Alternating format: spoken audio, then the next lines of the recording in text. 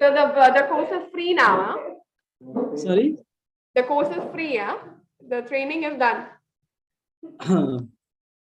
Yeah, Not yet. I think so because they have yet to make the payment. Once they pay only, then you will count it, huh?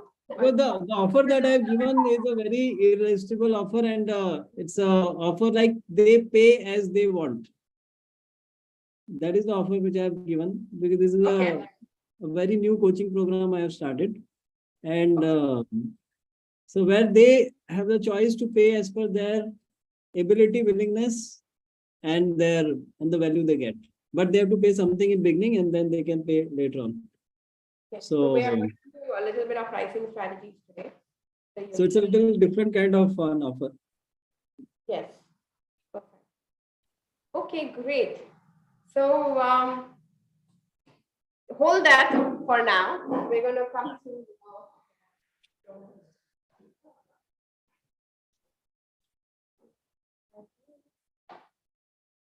Oh, I don't think. How you your own reference. So that you know what you want from the first time to the second time. I don't think so. Hi, my name is Reshma. I represent Cornerstone Building Inspection Services. We help oil and gas firms reduce their operational costs by providing them building inspections services as per XYZ standards. So that is and I was asked to make 10 calls this week. Is your elevator pitch done? Yeah, that's it. Stop the recording. So what do you think? Any comments on, did you hear, Jitendra? You could hear? No. You couldn't hear? Not clearly. Okay. Okay. Hi, my name is Reshma. I represent Cornerstone Building Inspection Services.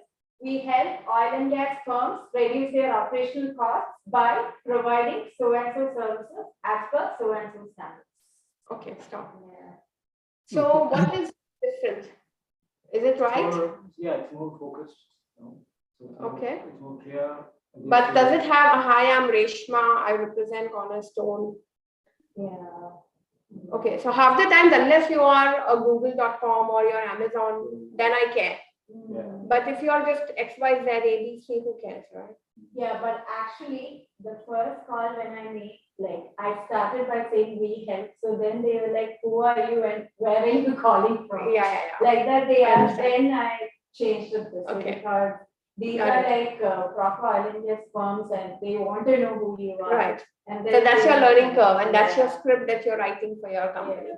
Because you learned that you did this and it worked, it didn't work. Then that you could come out from the practical where you change the script compared to what's really working and what's not. Okay, so how many calls you made? I made 7 calls. I was asked to make 10 calls, but I was able to start only on Wednesday, Wednesday, Thursday, Friday. So 7 calls and all oil and gas firms. And then I was able to get in touch with the right person. But then, they are interested and we require more details to provide the proposal. So that they have to get from another department. So that's their reason. So, but the possibility to convert. Possibility to convert. Okay, lovely. Let's have.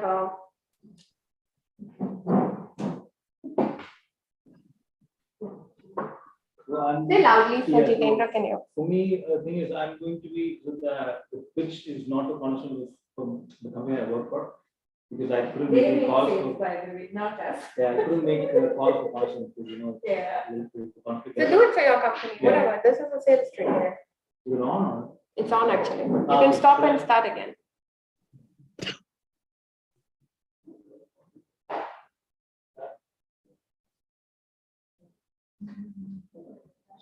Just loudly so Jitendra can hear.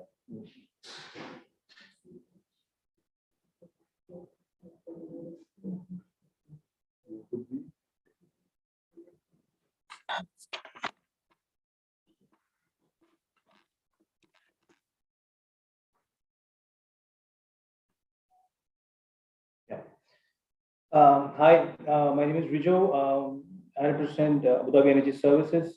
We basically help companies decarbonize their operations, and we do this by providing energy efficiency solutions. Okay, and is there a benefit or? Yeah, So that's your solution part. Yeah. And then the benefit is cost reduction of their operations. Also, it helps to go in line with the net zero strategies that the company has. okay, just stop it. Okay, go one more time.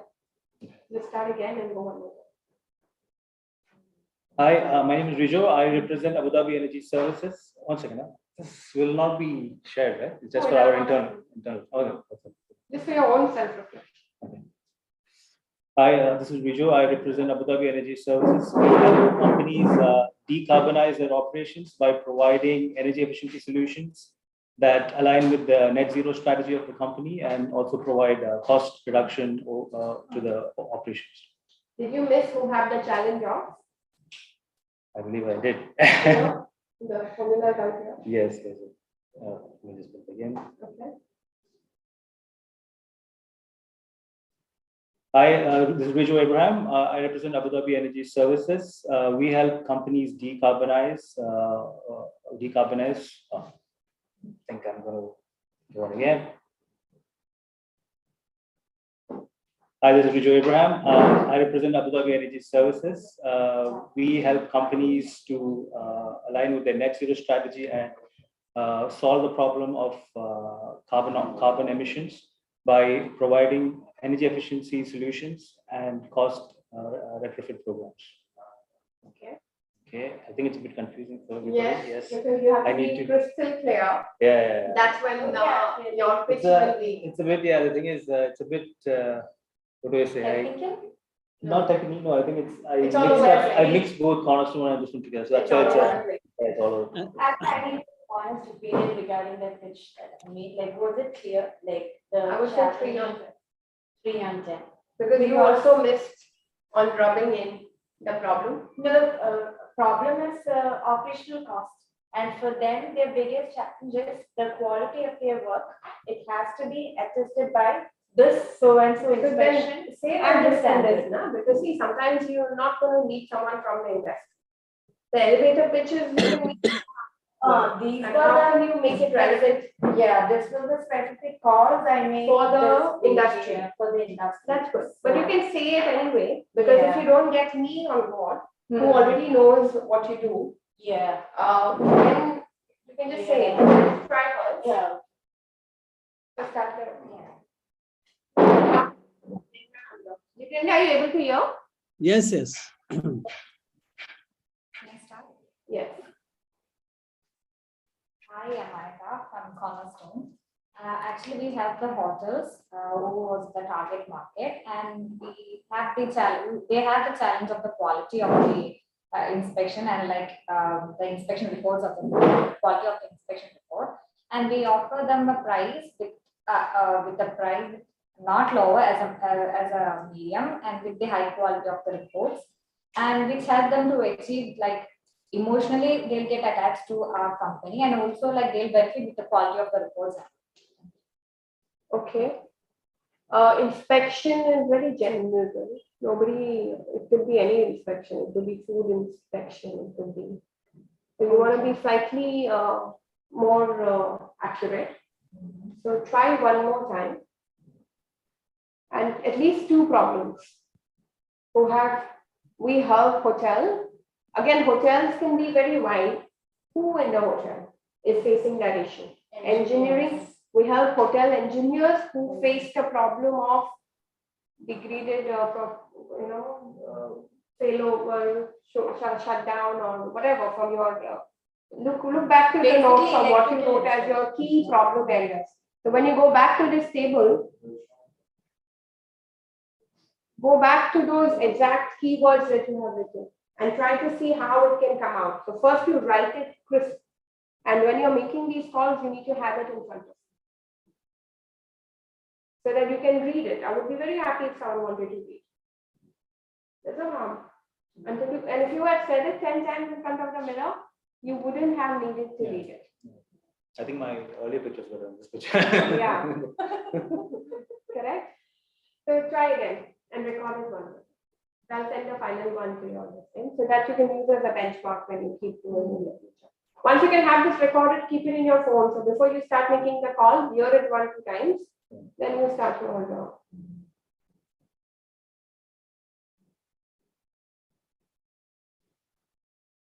Hi, I'm Anika from Cornerstone. I have targeted a group of hotels, which exactly as an example, they will take a Millennium Hotel. Like they need, I specifically went to the engineering department and they need the report, like inspection report for the electrical inspection report. They need as a good quality, but the pricing was the issue for them. And we offer them a price with low, not the lower as we can afford, and with the highest report inspection report, like thermography inspection report. We help them to achieve the report emotionally to the report, and like they'll get an attachment to us and all. I think what we'll do is we'll come back to this once. Yeah. Because like for her, hotels, they already have the requirement. Yeah.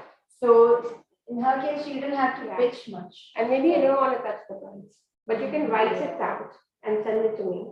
I'm happy to put my own value addition, and then you can see where it goes. Okay, so you can do that as well. Okay, so let me quickly do. So ideally, one part of the elevator pitch is if you meet someone anywhere, you say, "Who do you know?" So, for example, who do you know that has that problem and needs that result? By the way, like this time when I made that call, I said like we have conducted these inspections for BP and petrol pack. I said we have held BP and petrol pack with the same issue, whatever. And yeah. So you can ask who do you know can go with 3 things. Who needs that freedom? So for Jitendra's case, who's that entrepreneur who's stressed and who needs that freedom from that regular materialistic business issues? Okay, or it could be who do you know who's into that oil and gas industry? Who do you know who the What's this? This is basically before you, targeting the. at the end of the at the elevator pitch, you end it with, so we help hotel engineers to solve the problem of electrical circuits which keep going down, which makes the operations get stuck and exposes him to his management as a bad performance. And we help them with our price conscious, price effective, value added services which are extremely precise and capable to meet his needs efficiently within their budgets, which helps him to be having better time with his family and be free on his weekends and genuinely be where he deserves to be at the time when he's out of office. Who do you know? So I say all this and then I say, who do you know who's a hotel engineer? Or who do you know is a person who is struggling with electrical circuits anywhere in the world? So that's all. Who do you know who needs that result? Or who do you know who is that hotel engineer? Clear, Jitendra, getting it? Yeah.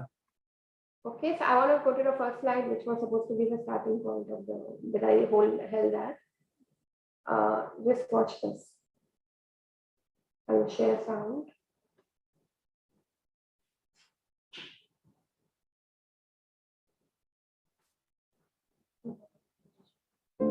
One day, a young boy asked his father, "What is the value of his life?" Instead of answering, Jitendra, you can hear? Yes. Okay, guys, let's be on this. One day, a young boy asked his father, "What is the value of his life?" Instead of answering, the father told his son to take this rock and go sell it at a market. If anybody asks the price, raise 2 fingers and don't say anything. The boy then went to the market, and a woman asked, "How much is this rock? I want to put it in my garden." The boy didn't say anything and raised up 2 fingers. And the woman said, $2, I'll take it. And the boy went home and told his father, "A woman wants to buy this rock for $2. The father then said, "Son, I want you to take this rock to a museum. If anybody wants to buy it, don't say a word and just put up 2 fingers. The boy then went to the museum, and a man wanted to buy the rock. The boy didn't say a word and put up 2 fingers. And the man said, $200? I'll take it. The boy was shocked and went running home. Father, a man wants to buy this rock for $200. His father then said, Son, the last place I want you to take this rock is to a precious stone store. Show it to the owner and don't say a word. And if he asks the price, just put up 2 fingers. The son then went to a precious stone store. He showed the rock to the owner. Where did you find this stone? It is one of the most rarest stones in the world. I must have it. How much would you sell it for? The boy put up 2 fingers, and the man said, I'll take it for $200,000. The boy, not knowing what to say, ran home to his father. Father, there's a man that wants to buy the rock for $200,000. His father then said, Son, do you know the value of your life now? You see, it doesn't matter where you come from, where you were born, the color of your skin, or how much money you were born into. It matters where you decide to place yourself, the people you surround yourself with, and how you choose to carry yourself. You may have lived your whole life thinking that you were a $2 stone. You may have lived your whole life surrounded by people that saw your worth only for $2. But everybody has a diamond inside of them. And we can choose to surround ourselves with people that see our value and see the diamond inside of us. We can choose to put ourselves in a market or put ourselves in a precious stone store. And you can also choose to see the value in other people. You can help other people see the diamond inside of them. Choose the people you surround yourself with wisely. That can make all the difference in your life.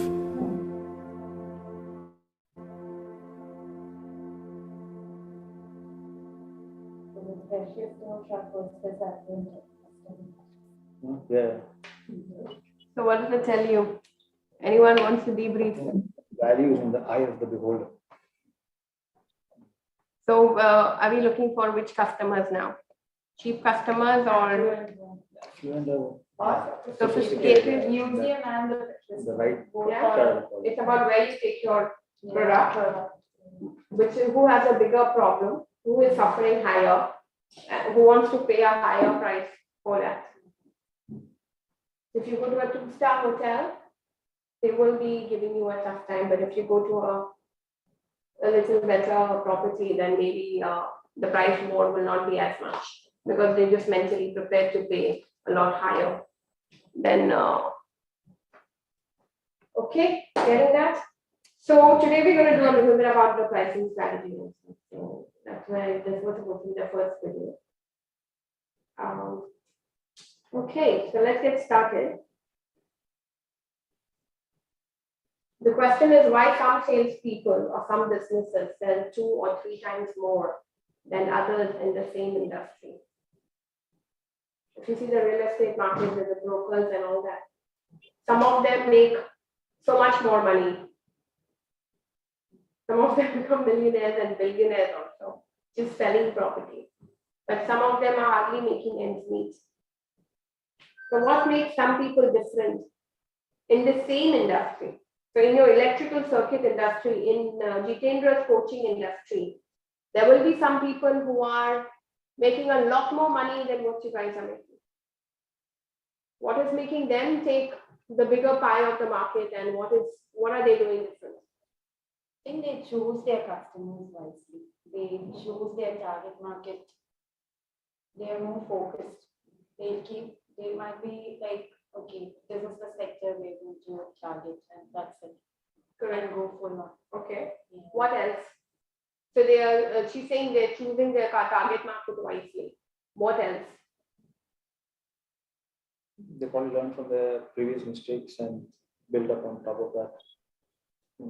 One thing you can never ignore is the service you give and how much you deliver for that. So the more consistent your service is, the more consistent that McDonald's burger is, whether it's $10, or the more consistent that 5-star resort burger is, when it's like even $100. The more consistent your experience with that customer is, the more repeat they will come back, because that's your branding. The more consistent that coffee at Costa is, the more repeatable your consistency is. That's extremely important. So of course you go to the right target and the right market, but you understand what is this real problem, and then you deliver, you create an entire customer experience map, which is consistent. One time he comes to your reception and you give a coffee. The other time he comes, you don't give a coffee. He'll be like, yeah, but maybe he came expecting that coffee. Maybe the next time he got his child around, okay, they're going to give candy and he'll sit for a while. But then that day you don't have candy in the reception. So the consistency and the entire experience map is extremely important, especially for business owners. So that consistency of results, that consistency of what you get out is extremely important. But how can we make that? So the sales is about a process. There's a process. You start with prospecting, you have leads, then you do your presentations and your quotations, and then you finally follow up and close. And you cannot skip steps. You cannot skip steps. So rate yourself. Just everyone rate yourself on 1 to 10. How good are you at prospecting? How good are you at... So the green part is a part of prospecting, where you do lead generation, you do need analysis to qualify that customer, and how you build a friendship with that customer. That's your first part. Once you understand exactly what he needs and you build that rapport with that person, that's your first part. Second is about how you present your quotation, how you make those pricing irresistible sales offers, and how you answer his objections. And then finally, it's about closing and repeat sales. So rate yourself on 1 to 10 for each of these. How good are you at prospecting? How good are you at understanding exactly if he's the right red carpet customer for you? How good are you at building rapport, becoming instantly friends with that person, getting into his inside circle?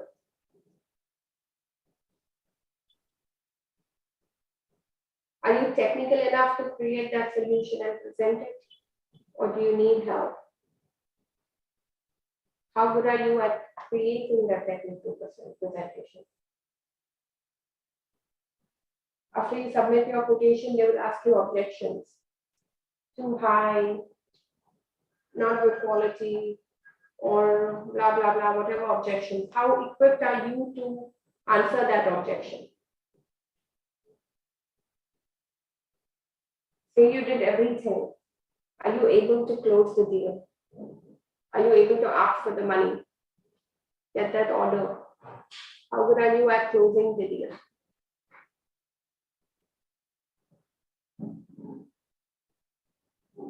Do you remember to ask for reference? Do you go back to that customer after X amount of time? You have that in your system. How many customers you've already catered to and never called them back?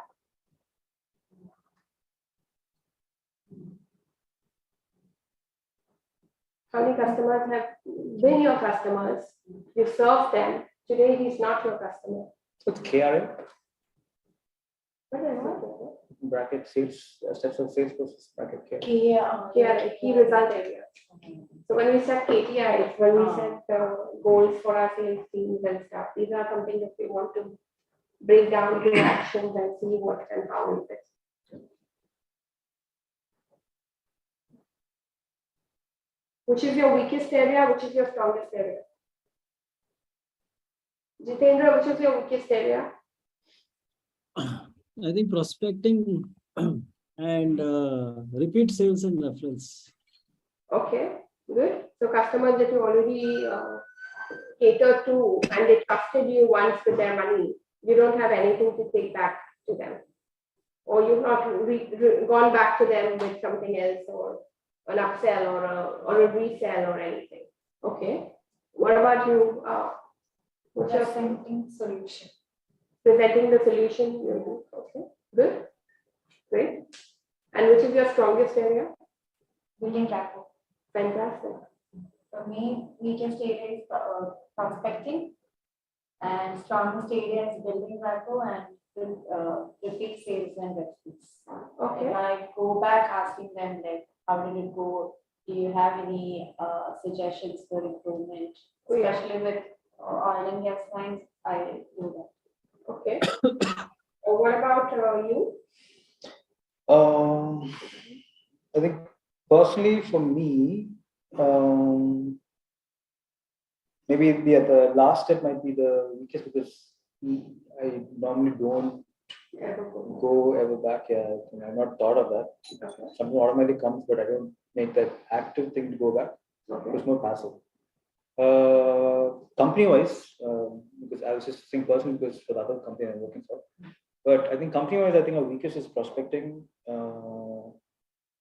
and also needs analysis. But So I think for yeah, yourself, for your personal. yeah, for myself, I relevant think it's as yeah, a person, which is your strength and which is your. yeah, I think it's repeat sales referrals. That's what, yeah. And which is I mean, your not that it, strongest. again, it's because it's not that. But that's not what you deal with.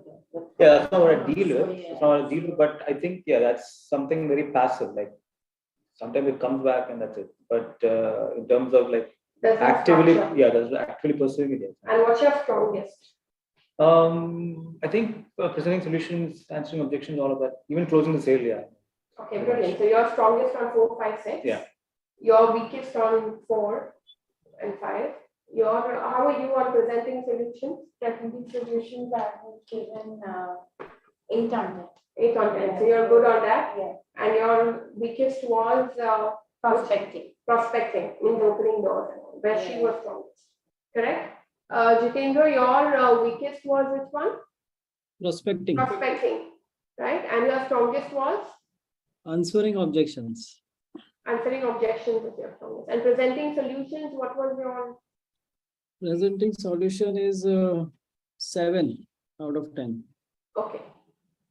Okay, so this is technically how it is the Excel sheet that we had done, which I've sent to all of you, right? So this Will is you be how- sharing the slides or how is it? Or you have Not something you can really, share? But I can Something- give you a few things if you need. Oh yeah, it will help Yeah, actually. anything like the table that I did right now. Yeah. Just for us to get the concept. I mean, obviously we're getting it. So if you could improve 10% of each of that number that you have done. So if you're doing prospecting, whatever you're doing is like say 4 right now. If you can make it 4.4, if you can increase 10% better consciously after today's training. So now I'm going to take you through all of those 7 steps and see what goes into psychologically to do whatever at each of them. What works, what doesn't. A little bit of awareness, a little bit of knowledge is what will. Now you're aware. So now when that same situation comes, you will know how to be and how to treat and how to behave. So technically, this is how, if you can get to a little marginal up in each of those 10 areas, you will have a double sales. But working smart than hard. If you just do one area, 100% improvement, you can still have 2x of your sales. So if you're extremely good at presenting solutions and you just master that game, and if you're extremely good at building rapport and you master that game, if you're extremely good at closing and you're good at closing and if you just do that, because sometimes I can say, yeah, I don't enjoy it, but you keep pushing your child to do more of what they don't enjoy. And then you just burn them out and then they just don't enjoy at the end of the day. But otherwise, you could actually make him do more of what he really enjoys, and then who cares? Nothing else will matter. Because Bruce Lee just mastered one kick, and that one kick was his winning spree. Every game, and he tried it in so many different scenarios. He tried it in this corner, from that corner, when someone's on the top, when someone's at the bottom, when he's at the whatever. And he just knew how to swing out with that one kick. And he tried this in 100 million ways. And irrespective of whatever position you put him, he could swing out and use that kick, and that was his game. So we can. Now, why I say that is there are different skills in a sales process. Unfortunately, as a salesperson, you don't have much choice. But as a as a business owner, you have to understand this. And you've got to stop burning yourself out. So this is a very big, very, very big and a very important slide. There are 4 types of salespeople. The lowest one here, I'm going to just place it from my mouse so Jitendra can see too. The lowest one has the least concern for customer and the least concern for sales. We need them. They're the ones Sorry, in the the retail lowest, shop. lowest is what? Display salesperson. Okay. Yeah, they have least bothered about the customer and the least bothered if the sale comes in. They're the call center agents who just like a machine call, and they don't care if it converts, but they just have to call. And that's a different skill. It's an extremely different skill. Then there's another one who is extremely high concern for sale, and he just knows how to close the damn deal. You put him anywhere, he will ask the money, he will do whatever, he will even cheat, he will fake, he will do whatever. Very high concern for closing that deal. There are very strong closers in the market. And that's why people say we hate salespeople. Because they close the deal, they will sell ice to an Eskimo, and you didn't even need that product. And then you have that guilt in the end. When you leave that door, when you go to a retail showroom and someone just positions a product and you may buy it and you'll leave. But then you'll have a distaste in your, and you don't want to probably go back to that store at all. Leave alone ever speak to that guy again. Right? So pros and cons, but there is probably extremely strong closers. But then you also have these relationship builders. They're the best rapport builders in the world. They will build the best rapport in the world. And they will become friends. They'll talk about family. They'll talk about whatever, but they don't show how to close the deal. They will just be the best salespeople. The best rapport, friends, whatever. From your best friends can be your family, your cousins, or whatever, but you get a sale from them. You get business from them. So you probably need to send a salesperson there to close that deal. Maybe he needs what you have, but he will not take from you. And then you have these consultants. So the consultants are someone who has very high responsibility towards making the customer's needs meet, and who's also very, very conscious that he needs to bring that number in. So which one are you? Let's be honest. So you can self-reflect. Somewhere between relationship builder and consultant. Like, Okay. we want to make sure that, especially with oil and gas, that's the Place you main need point to that be we in. are selling here. So Correct. But let's be honest. Which one are we? You can self-reflect. You don't need to state an answer. Jitendra, you can self-reflect. Anaka, I think I'm in a relationship with you're a relationship builder, right? But you may not be strong in closing the deal or in converting. some situations. Yeah. I'll try, but Sometimes you will slip, right? yeah. Sometimes it works, sometimes it not. It doesn't. So that's fine. You know where the relationship builders fit in? For maintenance contracts. When it's about AMCs, it's about maintenance contracts. You need people with the skill, natural skill of a relationship. I'm not saying you can't build on the others and become a consultant. It comes with experience, it comes with time. But relationship builders fit into existing AMC contracts, talking about recurring renewals, talking about referrals and getting about new customers and stuff. Because you will now go become friends and he will open his entire phone book for you. You're getting it, Jitendra? What are you getting? Yeah, so definitely, I think I may not be expert in any of these things, but a little bit of relationship building and consultant closing, not very high. So there's a very small line between relationship builder and consultant. Yeah, maybe in between. 90% of the people in relationship builders fail to close the deal. Because you start becoming rapport so much that You need to somewhere stop and say, now, look, buddy, we need to move on. It needs to be a transaction. So sometimes when you become too friendly, then that will stop you from closing the deal also. So somewhere you have to have that clean line of a balance. Getting it? So in your organization, you could have someone, if I go back to this screen,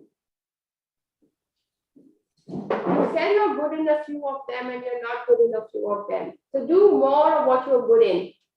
If she's not technically fully this thing with presenting, that's why there are pre-sales technical people. You've got to bridge the gap. Let her build a rapport and do the prospecting, need analysis, identify the right customer. Quickly get in a pre-sales person who will come and do the technical talk. Then she comes back in again and does the commercial. Because the technical people will only do technical talk. They will not be very good at commercials. But they are the genius in the electrical circuit technical talk. So quickly put that guy in, and then you put her back in to close the deal.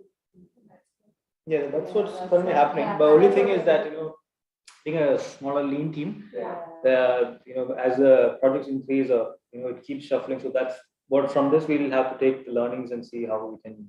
Right. Yeah. So this is technically how. So if you're good in closing or something, and people who are good in closing will never be good at prospecting. It's a different skill set. When you say prospecting, I mean, I have an idea of what it is, but just can you Prospecting define what it is? Identifying the red carpet and then calling to get to the decision maker. Just a cold call and stuff. But once the cold call is done, then you can come on the table and say, I'll talk about presenting the solution. And will you be discussing about that? Yeah, so this is the 7 points that we are going to do today. So this is what's going to be the 7 points, which is going to be something that we're going to cover. Yeah. So some of them I'll spend more time on, but some are just because it's just common sense. So, and there's nothing new or unique in it. So this is where it is. Yeah. So identify which one are you. Don't burn yourself down. Find a way to fill the gap. Okay.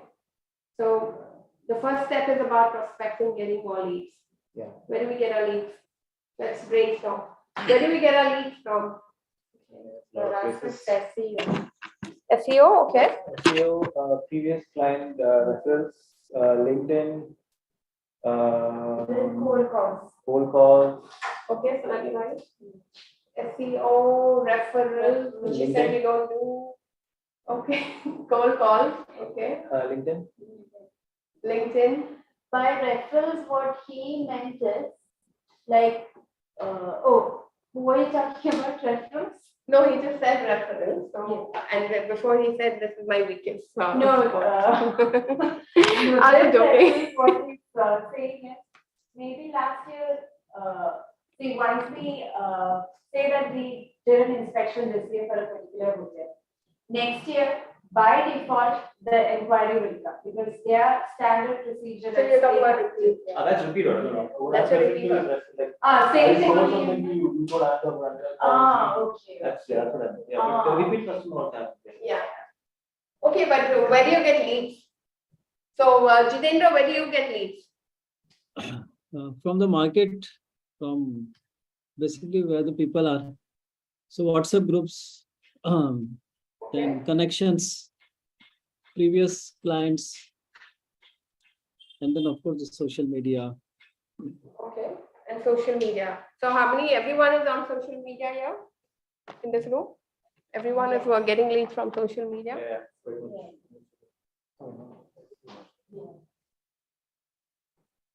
From connections, associations. Okay, got it. I'm after again.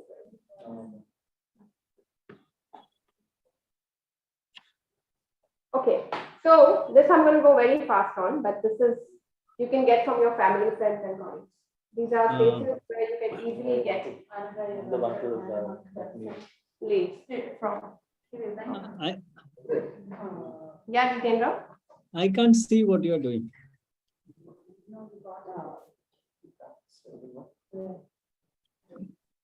You can't see the screen?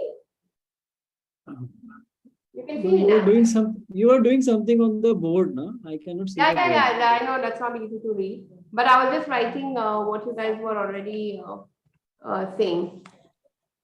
Okay, I Something can that see you the have already. slide. Yeah, I just wrote that. Lead generation, SEO, whatever points came out as the thing. That's what I Okay. did. Okay. So family can give you leads, and who do you know conversation. So you talk to any random person anywhere in the world, on the street also. If your elevator pitch is clear, and then you say, who do you know? Who do you know in any hotel in the world? Who do you know in any business, any entrepreneur, anywhere? Who do you know who's a business owner? Okay, you can call your past. Oh my God, I cannot say the value of calling your past customers. When I do my coaching for a year or whatever model and do that, first thing we do is get your list of anyone you ever invoiced, ever. 5 years down, 10 years down, the worth of that, and just call them up and say, we served you once upon a time. What stopped you from coming back? And can we have a coffee? Nothing else. Because he trusted you once with his money.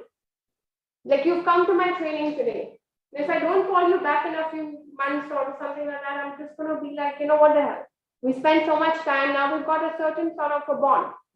So you've got to like at least acknowledge that, and no, you will not throw the phone on my face or whatever. And then you do your cold calling. So you research on the Google your red carpet customers. Okay, and I'm only going to refer to the sophisticated and your red carpet customers. And then you got to call them and you find the landline number, and you call the right decision maker, and you send them emails, you do whatever that you need to do. That's the core prospecting. You don't want to just sell to people who just walk by your door. You want to be able to sell to people who is in your red carpet, and then find a way to close that. Even if you close 2 of those important deals, it's worth it. I don't want to have 10 of those crying customers. Anyone 3 feet from you is a potential customer. There's a 7 degrees of the separation, which says 7 people around you and 7 people around each of those 7 people. You connect to the 7 billion population of the world. That's all there is. If you can access my network, you will get your next 5 customers.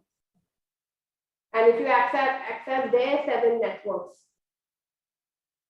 So if you just know how to channel correctly, you will be able to get everything you need. Of course, then you go to trade shows, networking events, the right ones, not just any networking event, ones where your target audience is. You go to presentations, seminars, you can buy lead list.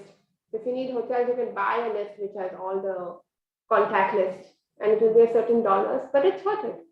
And then you do social media marketing to them, or you do email marketing campaigns to them, or whatever, cold calling campaigns. You can do free media and PR activities where you do interviews, articles. These are smarter ways of operating. So now you get a pull. You become an authority. How do you do that 8 point? Hire a PR agency. Hire a PR agency. How do you do free PR? Free PR is the best way of doing it, because normally when you pay for PR, then they feel he's paid and come on the cover page of a magazine. Oh, but what do you mean by free PR? How do you do that? So usually you can find, you got to become a thought leader. Okay. So basically you being them benefits them in a way. So that's okay.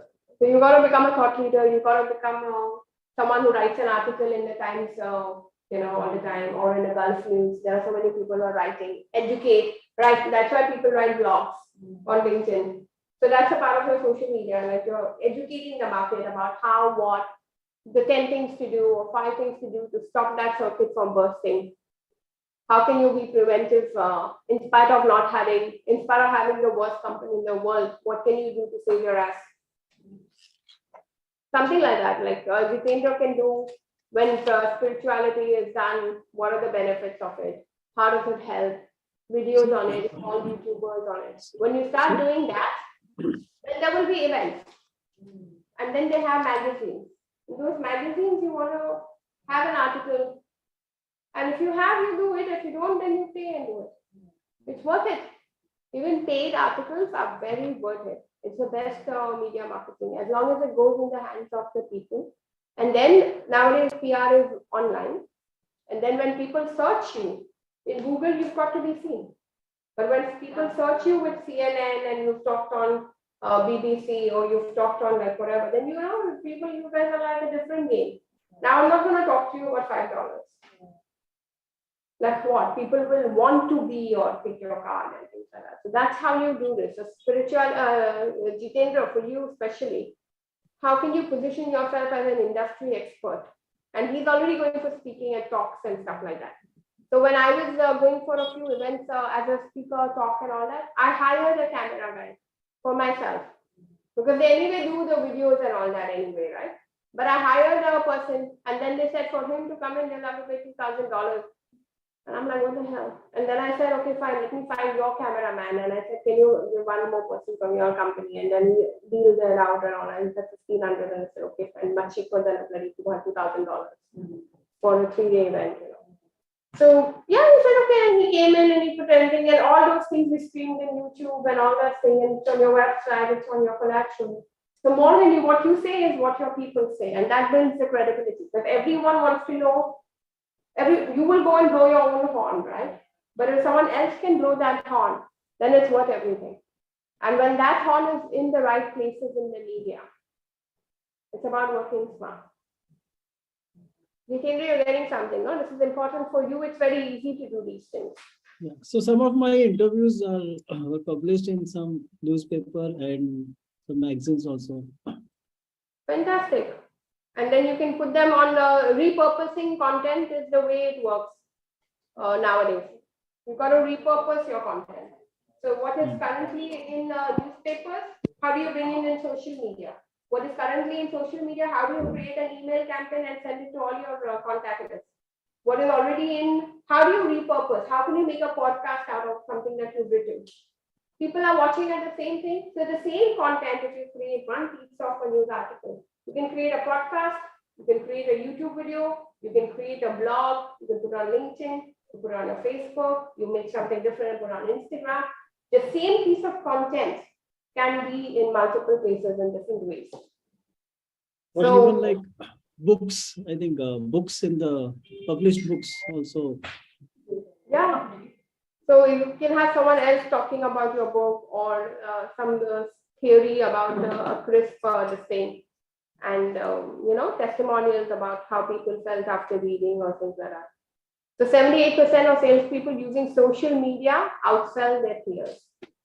How many of you are putting things in your website about how much did you like your own? It's in your bag. Sorry, yeah. 30 to 50% of sales go to the vendor that responds first. So you know it's very different now.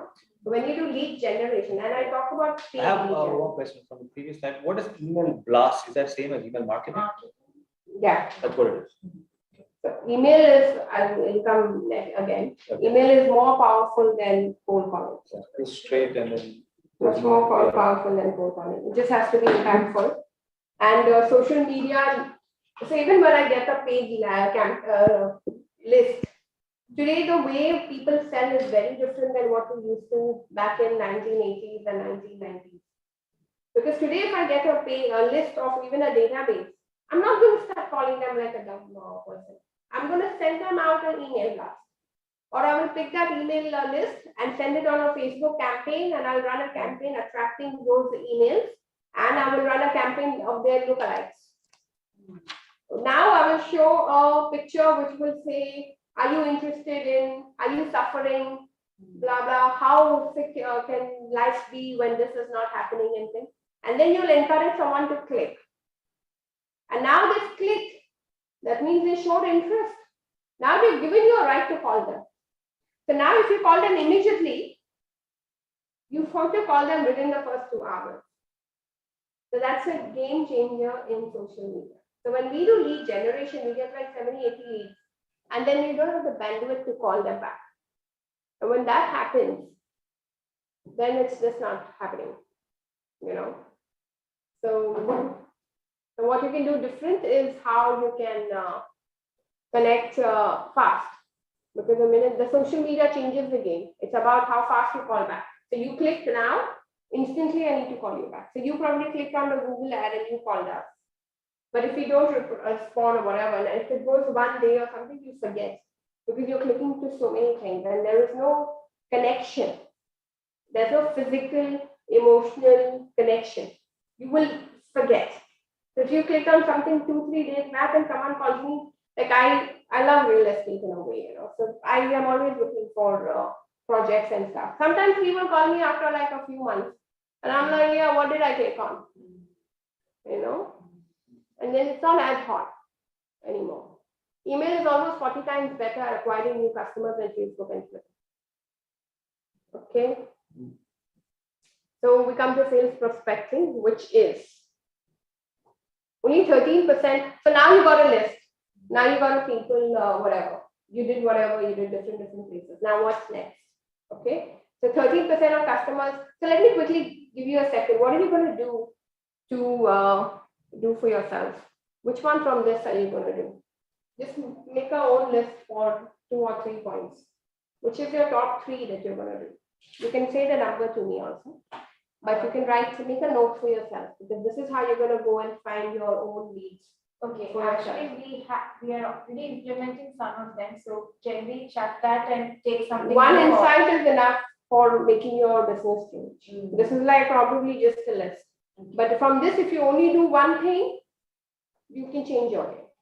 But what's the top 2 or 3 things that you will do? Just make a note for yourself. What are you going to do to lead generate for your own business? I want to just try and make it relevant to your own business or for your own jobs or whatever.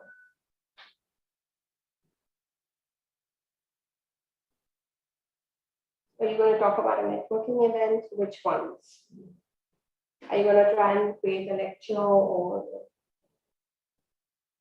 are you going to buy a list? Are you going to consider doing a PR activity? Or are you just going to cold calling, research online and get a list of the top? I love to, whenever I work with my clients, I try to say who's the top 10 clients in your industry that you would want. If you're in the banking catering, who's the top 10 banks? Find a way to win them. If you get one of those, everybody else will say, Allah, oh, you got Emirates NBD. Finished. So what can we do? Let's give 5 months to just get that one customer. No problem. Let's create our proposal. Let's create a solution. Let's create an after-sales strategy. Let's create everything to get that one customer. Once you get that one customer, you're done. Okay. So you'll have at least 2 or 3, right? Okay. So only 13% of the customers believe a salesperson can understand his needs. Do you agree?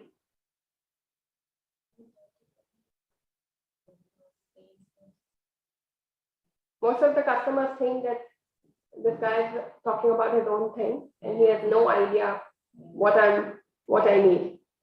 Yeah. Even we are customers. Yeah.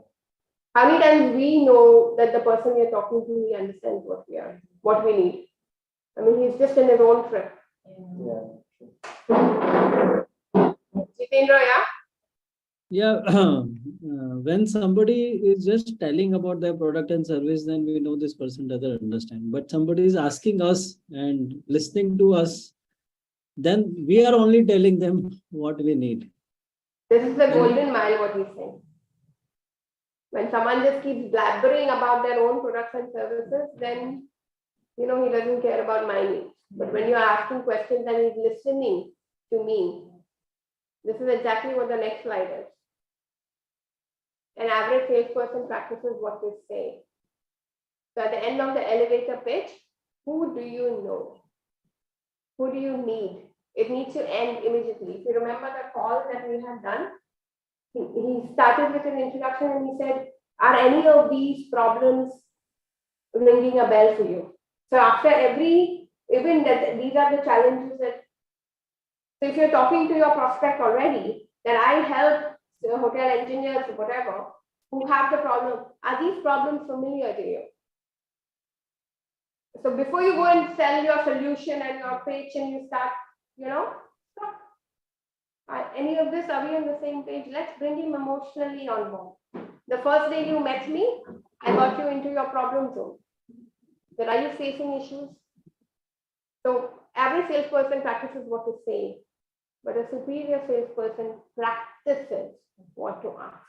It doesn't happen automatically. So this is the main thrust of today's workshop. If we take this away correctly in the right sense, like elevator pitch was the main thrust of the first day. And this, how to ask and what to ask and how to get into that rapport of that emotional benefit is the main thing. Why is it important to ask? Because we talk 150. Anyone is a Toastmaster here? No? It's a speaking club where teachers you how to speak. I had attended some sessions, but Yeah. So in a Toastmaster club, you're supposed to make a speech of 5 minutes. But in that, they will say you don't have more than 600 words. Because if your speech, what you write is going to be more than 500-600, no chance you will finish in time. So when you prepare yourself to be a professional speaker and the guys give you 15 minutes, then you got to do your word count in a manner that, because otherwise you will, like your elevator pitch, it's supposed to finish in 30 seconds.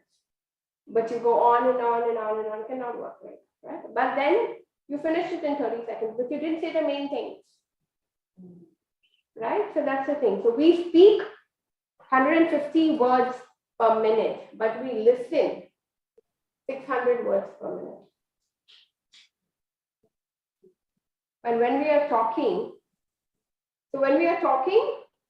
people have 3/4 of their mind free. But when they are talking, they are more engaged with us. So if you go to workshops and conferences where Jitendra is a speaker, or when I'm talking today, does your mind waver? You have other thoughts? Yes. And then you have other things. Yes. Sometimes you're sitting in a workshop and you're not there. You're lost at another place. And you completely come back and like, yeah, no, I don't know, whatever, let's try to. And you've completely disconnected for half an hour. And that's why when you are giving your sales pitch to the customer, he's already thinking about what he's going to tell his boss about something completely different. He's not even with you. It's when you ask him the question that he's with you. So that's why when we make these workshops interactive, I know you all are with me. Because otherwise it'd be like doing a theory lesson and I'll be saying something, but you got totally out of your. The questions are the way to our success. Okay, so we need to have a list of questions that we are going to ask our customers to begin. So questions, the main objective is what? To achieve needs. Understand what are the needs of that prospect. Okay.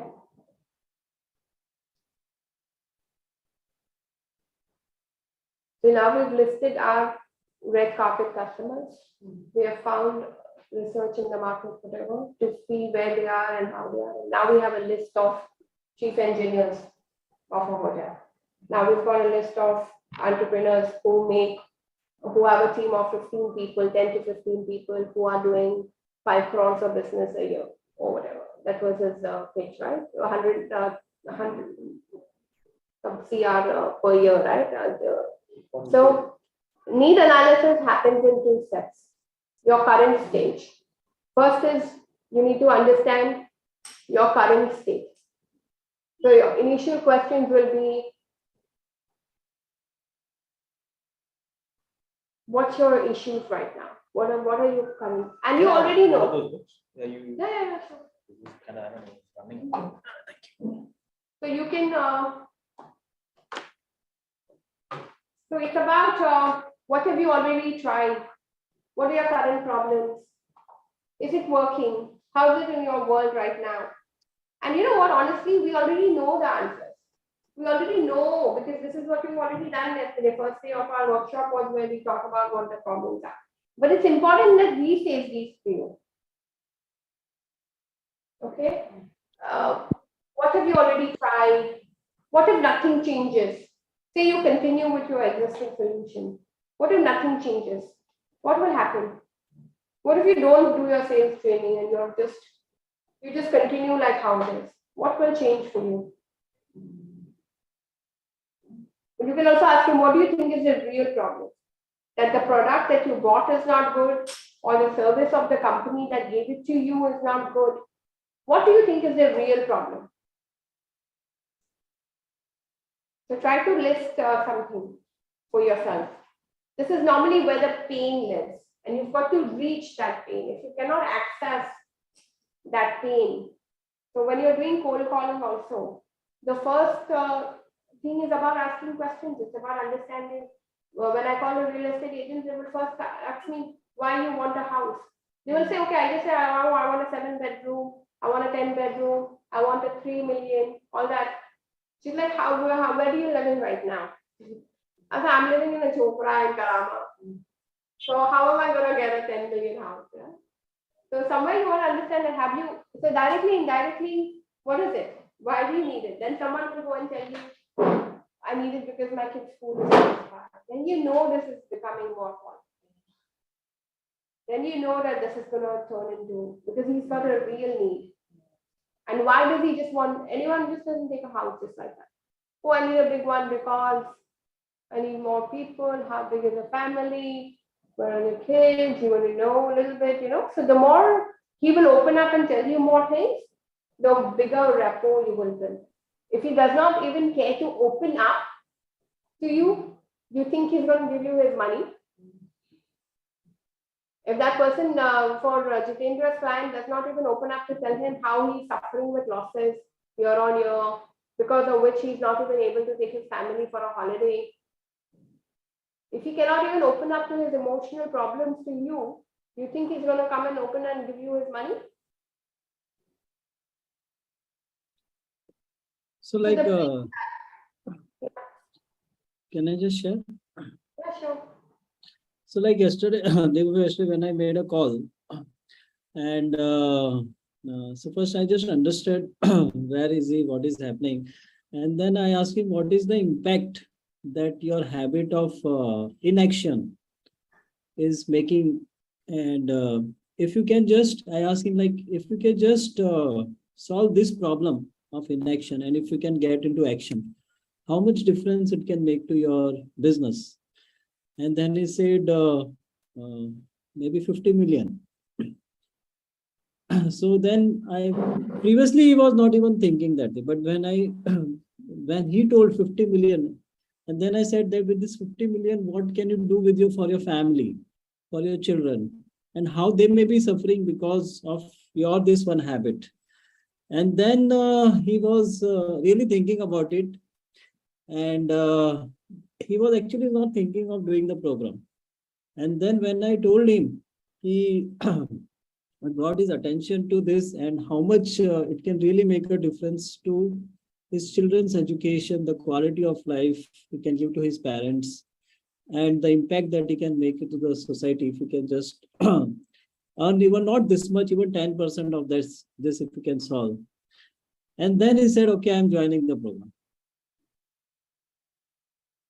So what do you say is true? It's a fact, So it's a fact, because what happens is that we only have one life, and you only have so many number of 6 days that you're going to live on. Average age is only up to 80. When your 1 year passes and you don't have moved from A to B, really, that time will never come back. So if you can sharpen your axe and quickly move from A to B, and then when you start moving from B, you will automatically be ready because you are now a more polished person. So if you take 15 years to finish school, but if you can finish that school in 7 years, so we've never been there before, right? But how fast can you get there? And for that, mentors, coaches, and all come. You think Mark Zuckerberg could make Facebook without having mentors? He used the same mentor that was mentoring Google. You think Google founders, they were college graduates from Harvard. They could just do it on their own. They go and get a mentor who is higher than him.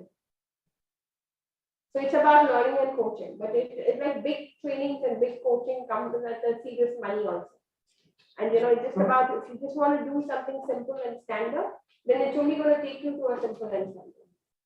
But if you really want to get to a next game, then you've got to change your lifestyle. You've got to move to that next level and stuff like that. So you've got to understand the next 7 people around you is going to change your entire dynamic.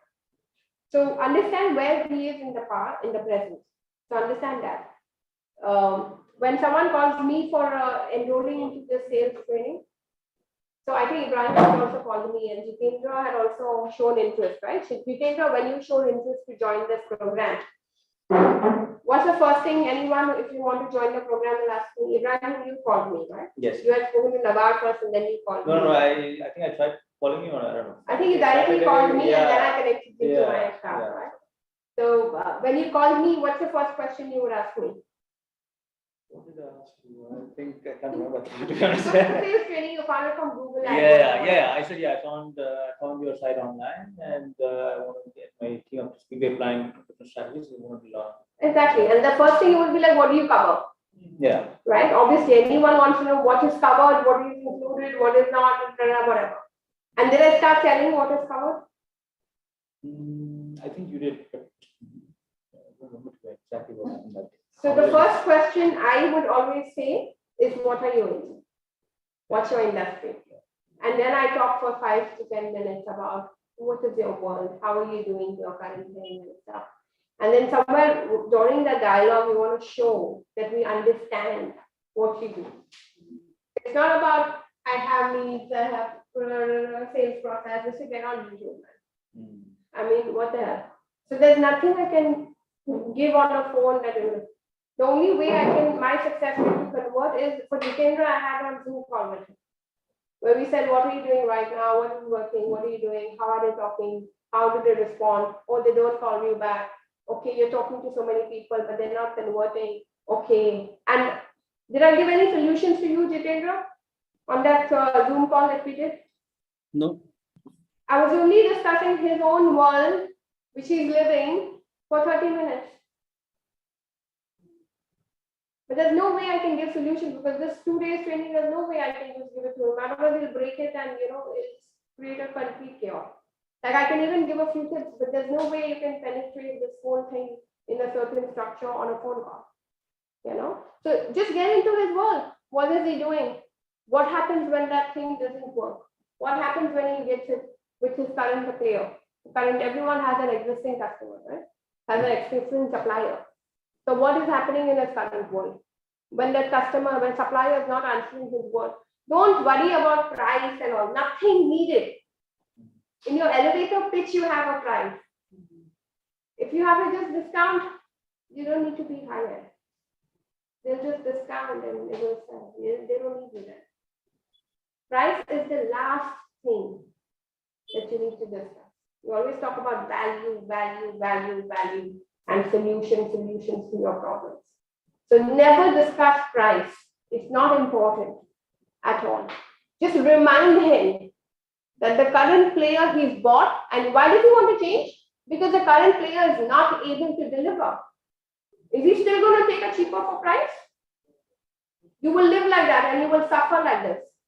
And you don't need to die to go to hell. You're already living in hell. Remind him. That's all you have to do. Take it. You want to change it to another cheap price? I'm sorry, because for this much price, we also have a package for this much price, but I will give you visits only once in 6 months. And I will take your phone call after 2 days. Are you okay with that? We have a package. Let's create a package for cheap price today. For that cheap price, I will give you this. And for this price, I will give you this service. Fine, problem solved. Today we are going to create a package for irresistible price, which is this water is available for 20 fills. Let's do it. But that's going to have so many calls, so many this, that's it. Don't expect the best this thing. It's going to be at this price. If you want something better, and I'm going to come to that shortly. Okay, so let's do that. So what Jitendra talked about, if you do that 50 million or something that he will benefit, that's the desired state. So you first remind him where he starts, and then you tell him what will be the if he buys it from someone who's more reasonable and someone who's more sensible and someone who's more etiquette and something like that, and things like that. So hope lives here, dreams live here.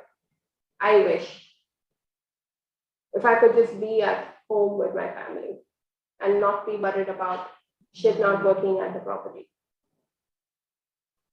The future, short term and long term. You can start with short term goals or you can start with long term goals. One day. What would you want to do? What would you want to be remembered before you die? What would be your identity? What do you want people to remember you as? The day you're on your deathbed. And that's a very life-shaping question. When you're on your deathbed, what's the name? What's the thing that you want people to put on your tombstone? Just a business person who didn't have time for his family? And this one shifts mountains. This is ideal for Jitendra's business. When your day you die, what's the thing? What's the three things that you want to have accomplished? And even for the people who are into the materialistic world of Asking the chief engineers. Yeah, they all have. Yeah. What is your lifetime goal? When none of the given events last. So the last point here, which is be in their past timeline, is NLP, neuro-linguistic. So when I'm in the first meeting, I'll always try to sit on the left side of the person, because then that's mentally he goes into the past frame. But when I want to be giving him my solution and I'm doing my presentation, and when I'm doing the presentation from my court, I will be sitting on his right. Okay, because being in his past timeline, which is on his left side. So I will be this side if I'm going to be talking about Ibrahim's past. But when I'm talking about solution and showing him the dream world and all, I will strategically sit this. So even in a meeting, very often when I'm sitting with the person, I'll move my chair. I'll be like, come closer or whatever. Somewhere you don't want to be exactly opposite. When you're exactly opposite, you're on a conflict zone. You want to be, so if it's a 4 people chair, you want to be here and here. But here and here could be on your past timeline or on the future timeline. So psychologically, you're working with him on his, it's called NLP. It's called body language, it's all about mirroring. And then of course you mirror and stuff. So that's some techniques and strategy of getting into the rapport. So if you're sitting like this, I'm going to do that. And then automatically you start copying me after. So depending on who, if there are multiple people on the table, depending on who I want to mirror and who is the most dominating or powerful or something like that. And then I'll do that. So if he's sitting like this, I'll have to do something similar on a mirror like this. And it's okay. And this is exactly how you will start liking me. And you will start feeling that I understand you and we are similar. You will start feeling that we are similar. I'll talk to you in your pace of tone. I'll talk to you in your pace of speed of speaking. Someone is screaming and shouting, calm down, let him just finish. And then if you want to get him to yours, then you will talk softly. Automatically, his third sentence will become soft. So when you become, eventually in the start, you've got to mirror them. But eventually in the midway, you've got to be leading the mirror and you want to see if he mirrors you. And you have to be alert about these things. When he starts mirroring you, he will go take a loan to get on board with you. So that's how it works. And there's a lot of things in this, especially very important for a higher value, higher ticket deals. Not very small, but ticket. You start with small, but more and more practice and more awareness helps that. So they'll be in their future timeline and be in their, I think Jitendra will know more of this naturally because I think he does body language mirroring. What was that frames? Towards frames, away from frames. This one, the last one, be in their future timeline. Frames, frames. Yeah, even that. Yeah. Towards Away frames. from, towards, so towards frames is the past was the past frames. Away from, what would you not want to see in your life? What would you wish this would never come back? So away from, what do you want to get away from? Okay. What are the problems you want to get away from? And desire list, what would you wish it would be? What would be nice to have? What if your profits were never hurt? What if you never had a breakdown day? What if you always were mindful and present with your customers? Okay. So what would the future look like? These are some examples, but I'm going to get into more questions later. So what would the future, when will you know you have it? Jitendra, this is the most important question for you. You know, when it's a soft skill thing, people just say, you know, when will you know you've achieved it? You've got to quantify the objective of getting him on board with your training beforehand, especially for servicing and stuff also. Like, you know, services, they just expect a word. But when do you, if I answer your call in 30 minutes, is that what it for you? Or if I answer your call in 10 minutes, is that going to be good for you? If I answer the call within 1 hour, will it be? So when you don't spell out this ambiguity, even when you call back within 2 hours, he will still be complaining. So what is a good level of SLA for you? What is a good level of service level agreement for you? What do you expect? What is important for you? I want to understand from the customer. If you talk to 10 engineers and find out from him that they don't like the service, but what is it about that service that they don't like? Do they not like that the product looks gray in color? Do they not like that they don't call back within an hour? Do they not like that when he calls, they don't answer the phone? What is it about that service of that particular customer that they don't like, because of which they want to change? This is the market research. You call 10 of your existing customers or 10 of your customers, potential customers. You can also call 10 of your existing customers and meet them. Now, what do you like? What do you wish you had? What do you not like about us? What do you really appreciate about us? This is how you sharpen your offer. And then how you spell out all the little emotional things which are unsaid and are assumed by you. But spell that out and write it in your offer as 10 points, 1, 2, 3, 4, 5. Because now when your offer goes, he knows you understand him deeply to the core. So Jitendra, you need to spend 10, talk to 10 of your customers and find out what are the things that they appreciate about your business. Or if anyone has ever had another coach or another company that they've worked with, what are the things that they like about it? What are the things they did not like about it? So the more you go into these details, the more sharp your own offer will be. Because now these are parts of your solutions. And what they don't like are parts of the challenge and the problem. And then your pitch becomes clear. Then we help engineers who are fed up of calling their suppliers, who don't answer calls on the real time, with a dedicated account manager who's 24/7 on service, working 7 days a week.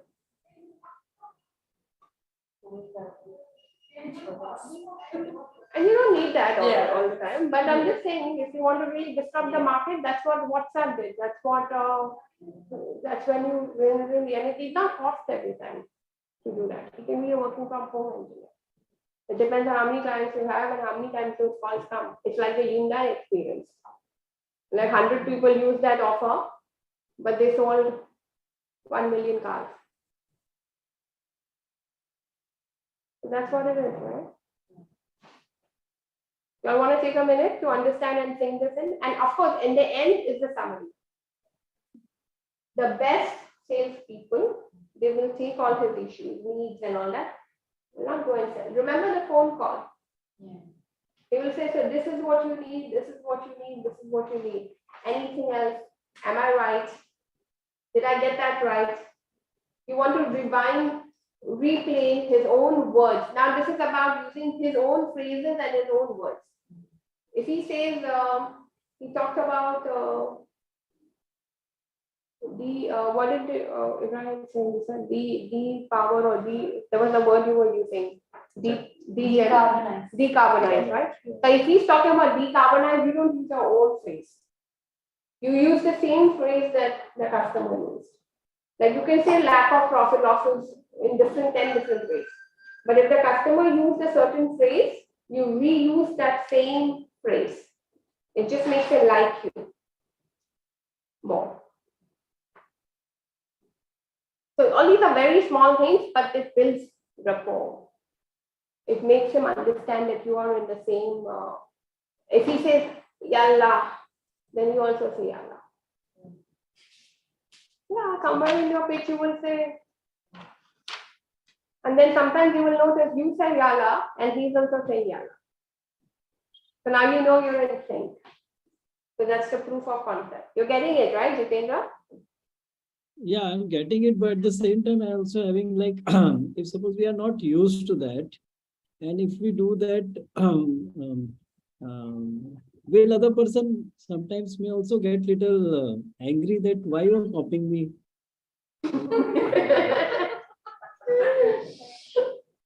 This can also happen when you're not in sync. This will also happen. If you're not aligned with him, then he will get upset. But if you are in sync and if you started mirroring and if you started building the rapport, then he will just go with the flow and he will, it's like, when you see these movies, I don't know if you all watched Suits, the law legal thing, Suits. Have you seen that program in Netflix? So there are two lawyers and this guy is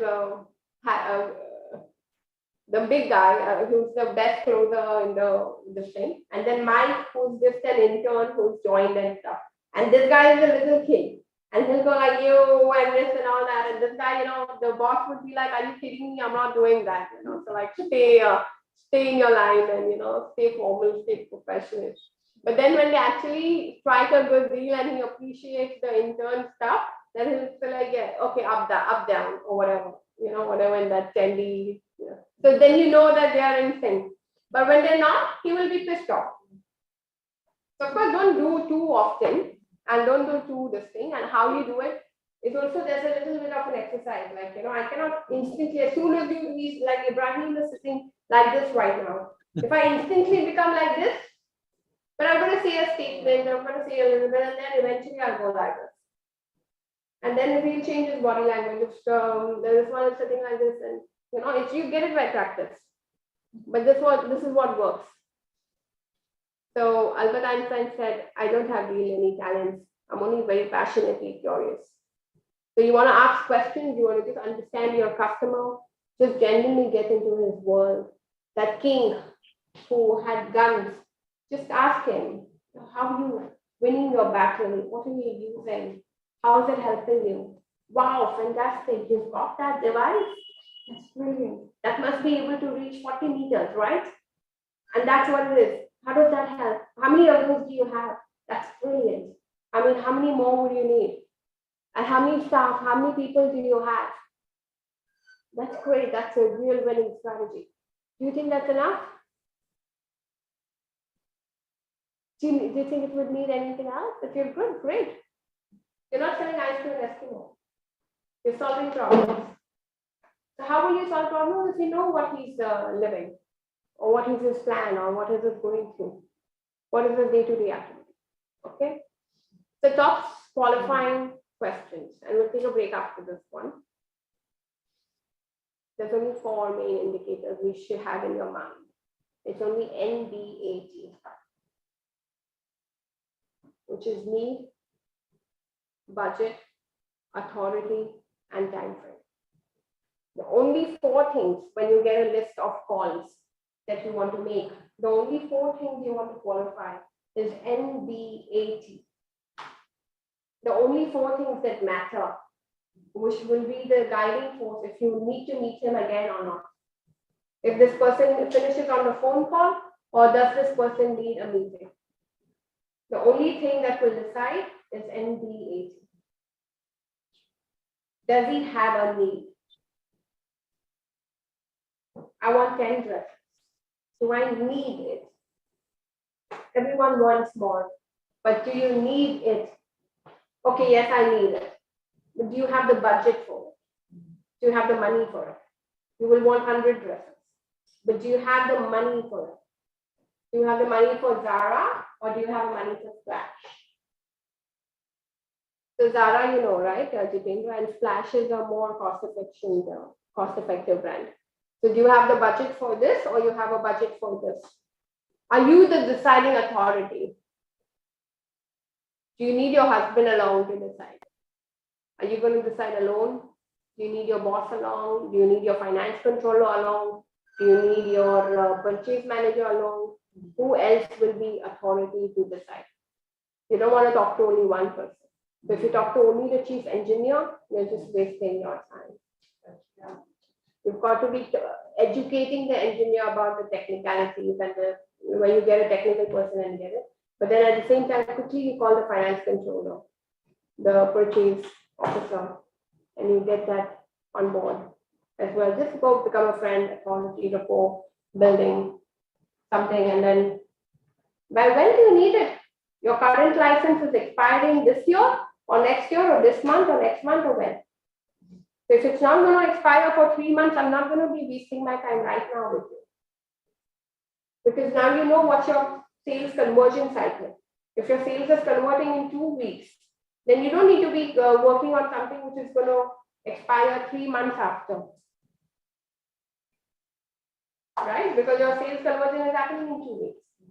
Then maybe at one point of time, you want to just sit and call those people in the third month or second month or whatever. Just casually tell them I'm existing or send the master email to everyone that they're up. And then you start calling them when they are more 15 months away or 15 weeks away or 1 month away. And that's your sales strategy. So what's the time frame? Okay. So, so I want you all to first just write yourself. Write at least one question that you would ask your prospect for each of this. Write at least one question for each of it. On your phone, this is before deciding if you want to meet them. This is still the prospecting.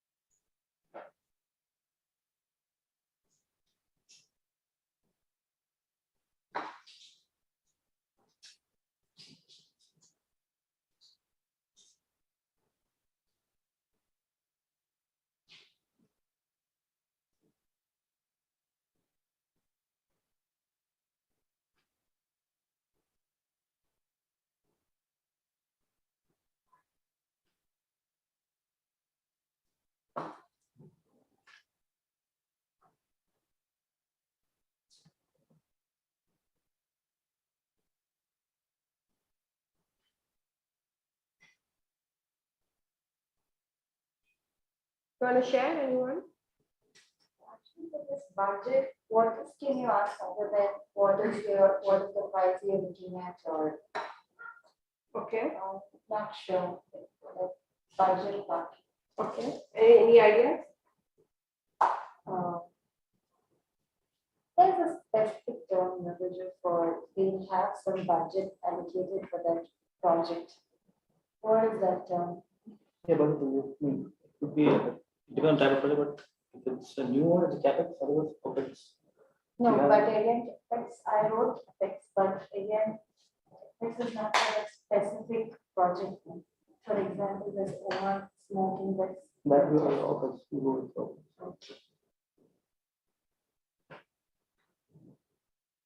Jitendra, you got a question for each of it? So Share. just writing. Okay. Writing, I got You just ready? just 2 Anaka, minutes. That's when I set the budget. We'll ask what budget you have for this project, what are you looking for this budget and all. And the next we'll ask like in the technical side, what clarification you need for the panels and all, and what is the problem in that panel, like that technical questions we'll ask. And the other big time period, which how many days we have to complete the testing. And the next time when it comes like the same periodical time or like. Okay. And for the, okay, good. And for authority, I'll take the technical side, one person who is and the technical team. One person from the technical side and one person. From your side? Yeah, from my No, side. no, authority means how do you know that he's the decision maker? Okay, for this, we'll take one procurement and from the engineering also. Yeah, but you need to ask a question to him. That are you the decision maker? How would you know from, what would you ask him to reconfirm? From the designation, we'll understand he is the chief engineer, then he'll. So you will understand that's okay, but how, Yeah. is there a question you can ask if you don't understand? So think of what questions. So the best salespeople practice what to ask for that scenario. Now I need these 4 answers. If you don't have these 4 answers, you are not going to send a technical person anywhere. You're not going to go and meet that person anywhere. And it's going to finish on the. So let's try, Ibrahim. Yeah. Okay. I'm going to ask for a specific inspection. So I'm going to say, do you have any, any condensation or mold issues in your building that you would like to get fixed? How much are you? What's your minimum budget on this, considering the requirement that we just discussed? Are there any other parties that you need to involve in the decision process? How soon do you expect to get this done? Done. Fantastic. How soon do you expect to get rid of this problem? How soon do you expect to get this done for him? And authorities, is there any other people that need to be included? Like maybe from the technical person, because maybe you're already talking to the, is that? Go ahead. Yeah, do you have a requirement for inspections that support your work quality? And I'll name the inspections, like depending on the sector. See, that's going to get into too much of jargon.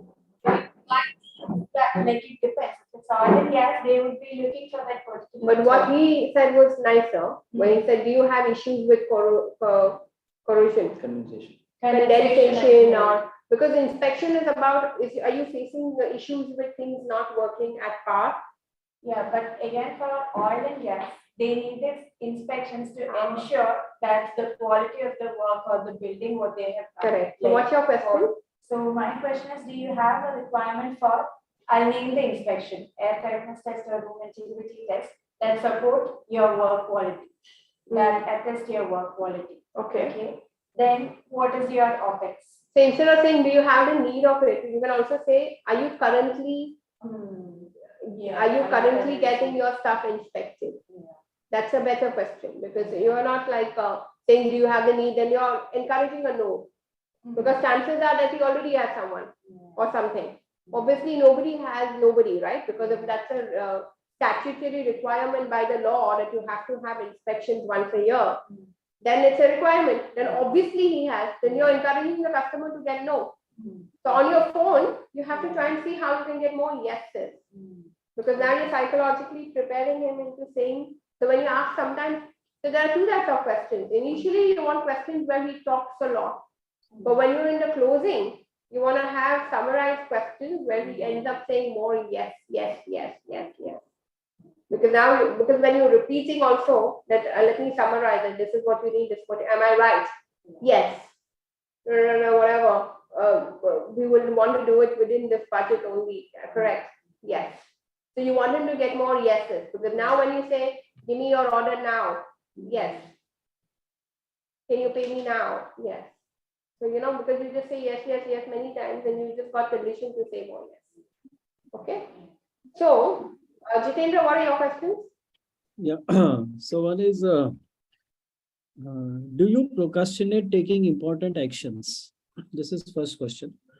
And if say yes, then how is that costing you in terms of your business, profits, relationship, health, etc.?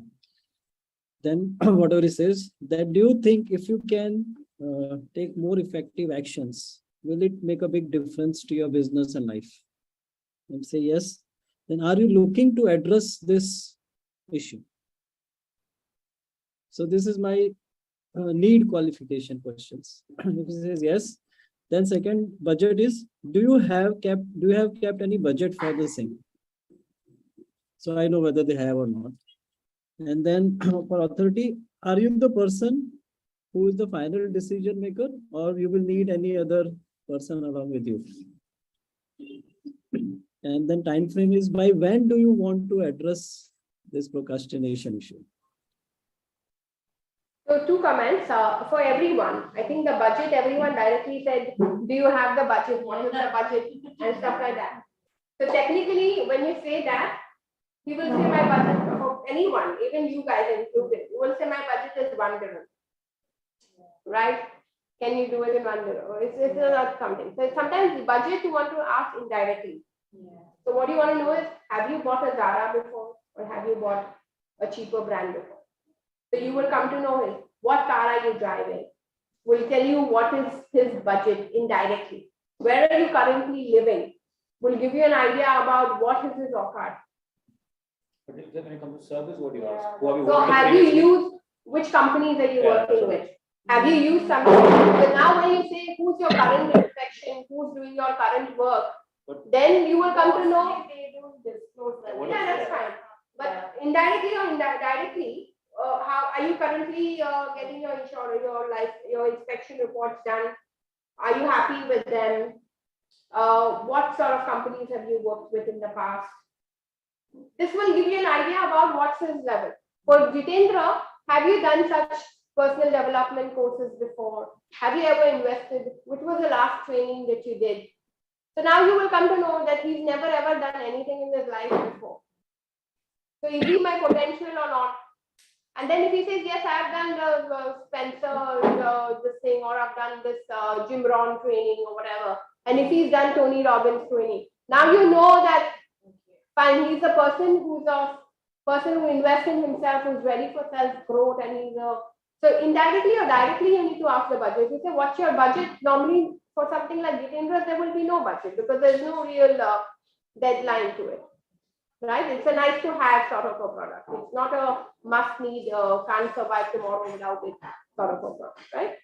So sometimes you just want to directly, indirectly ask, have you ever enrolled into a program before? Have you gone for any spirituality camps in your life? Have you ever do you meditate currently? And do you have a coach for meditation? Have you ever used a coach, or have you always done it yourself? So now you will come to know his budget mindset. That he's never spent money for self upbringing in the past, or has he? And if he has, what sort of practices has he done? You understand? So that will help you. So one of the questions in my initial this thing is also that, have you ever done a sales training before? If you remember. Because now it reminds me that. Correct? So this indirectly. And authority, again, when you say, are you the decision maker, it will make people angry. So what do you mean I am? Of course I am the decision. If you don't think I'm the, why are you calling me? Go to hell. And if you say something question like, are you the decision maker? He's going to be like, you know what? I am or not, go to hell, find it yourself. Because such direct questions can instigate people, right? So there are some sample examples I've got. And you see what you like and see if you want to. What problem are you looking to solve? So Jitendra, your need problems were very, you need to be looking more into the problem this thing. Okay, so let me just come to, okay. So exploring need, what problem are you looking to solve? Means, are you currently having an inspection company already? Are you happy with it? Are they okay? They're doing their work well? Because it's a compulsory thing, right? So they will have someone. Are you happy with them? First you say, do you have? So you made them say, yes, I have. First, I want to get a yes. Then you say, how are they doing? Are you happy with them? Or would you be open to consider a few other things that we probably bring to the table? Have you tried? Are your problems solved? How have you tried to resolve? When they don't deliver on whatever they commit, how have you tried to resolve that problem? What it has stopped the problem from getting solved. So Jitendra, this is also for you. Like, have you tried meditating? What has helped? What is stopping you from being able to go deeper? Normally for spirituality and all, people are unable to go deeper. What do you think is the problem? Then he will start spelling out his world. So these questions in need generation cannot be a yes and no question. These are just probing questions. When you ask them, then you keep quiet. You let him speak. So when you come for my sales training, I say, what business are you in? And I will be quiet. And then you will talk for 5 minutes. How do you do your currently? Are your team able to perform? Are they able to close deals? How long does it take to keep talking? Do you have enough prospects? Do they know how to find them? And then I will just be quiet. You guys will talk. What industry are you in? Who's your target market? Sometimes I come to know there's no clarity on the target market. Something like that. So then, you just probe and then you don't say anything. You don't talk about what you have at all. What are the consequences if you don't? So you start with past and then you say, what will happen if you don't solve your? What made you make me call me if they called you? What made you interested in my brand? So these are the good questions. What are your priorities when making this decision? Why is this important for you? Why do you want to even talk to me, or why do you want to get a spirituality option to business performance, or why do you want to change your current AMC provider, or why do you need to do this decision? What features are important for you? Let's ask him to spell your entire proposal. I love asking this question. What are your what's most important for you in a service provider? Are you happy with your current provider? Maybe he would be better, could be better, but yeah. What do you think is lacking? What is the most important thing for you? Now when I send my proposal, I am talking to him in his language. He has spelled out my entire feature list. He has spelled out what I do, what I have to give him. He doesn't answer call, he doesn't come, it's impossible for him to get, he never has spares. Then you will say, I have spares. He doesn't have contacts in the or so this is the most important. This you can take a screenshot of this slide. This is going to be the most. Budget. Okay, are we good? Which one from these questions will you use for yourself? You can say 1, 2, 3, 4, 5, 10. Which one would you use for yourself? Try to select 1 or 2. Which one is the most relevant for you? And what happens? Like, what will be the consequences if you don't achieve your goals? Yes. And what is prevented the problem? Yeah. Correct? What happens if you don't ask about the If problem? you don't do anything about it, what will happen? Jitendra, for you, which are the top questions which are relevant? I think what will be the consequences if you don't achieve your goals, or if you don't solve this problem of taking fast So, action? two questions is what are you looking to solve? Instead of you saying that you need to solve this, you can ask him that this is your profile, he's come to you for a reason, or you are whatever. Is there anything you want to do? Let him only tell you. Yeah. What would you want to get done in a day? What all would you want to get done in a day?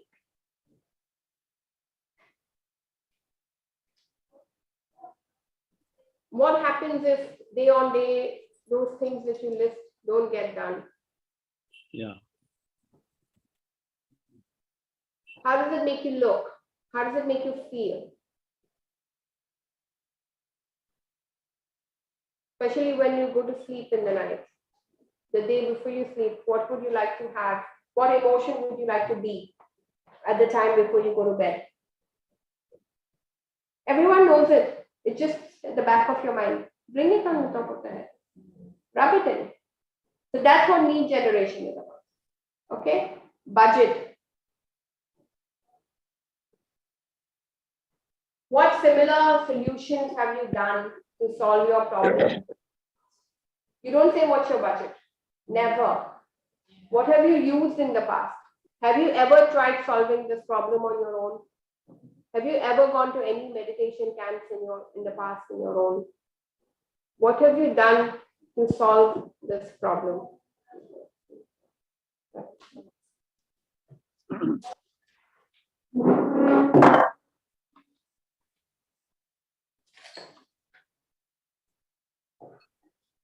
Okay.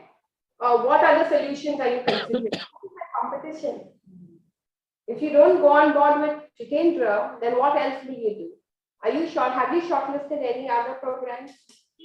If you don't buy from me the inspection services, then who else are you considering? What are your shortlisted? What other solutions are you considering? How much are you looking to invest? And then sometimes if it is relevant, you can say, do you have a budget?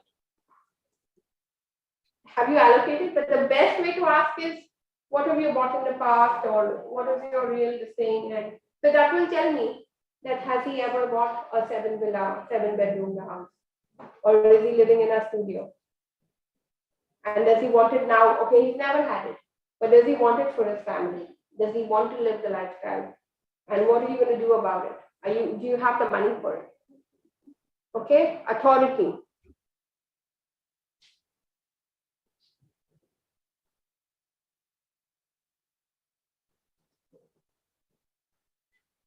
So in authority, you can say, what is the process of the decision making? What are the steps? So after you do this, say the technical approval, what is the process in your cycle, in your organization to get that decision okay? And then you can say who else is going to be involved. Here I've written like, is there a consultant? Like, who is the consultant? Would you like us to have a meeting with them? Because these guys, consultants are the ones who actually give them the fee. Correct. So, like, So instead of going narrow, saying is there a consultant, because then it becomes a yes or no. Yeah. But you can say what's your process of a decision making, where it's more open ended, where he can get time to say more. Then we will say who is the consultant? Yeah. Involved Is there a in this project? consultant? Yeah. And then something else. Would you like to get a consultant? Sometimes we give help to give a consultant to her. And when we only help with a consultant, then the consultant is already our man. Okay, timeline. How fast you want it. That is fine. So all of us had that already. When do you plan to get this solved, the problem solved? So normally in timeline, never talk about when will you give me my order. Never. When do you want to get that solved? When do you want to see it completed? Always ask that, because now you're talking about him and you're telling him to tell himself that he needs to get it finished by this. Because this is a commitment he's giving to himself now. When would you want to see your transformation complete? Before the end of the year, would you like to see yourself as a new person? So try to see the result that is already achieved now. Now you've taken him into a world that timeline achieved, already done, completed. So when is it that you want to see completion on this? Then you work backwards and now you know your order will come faster.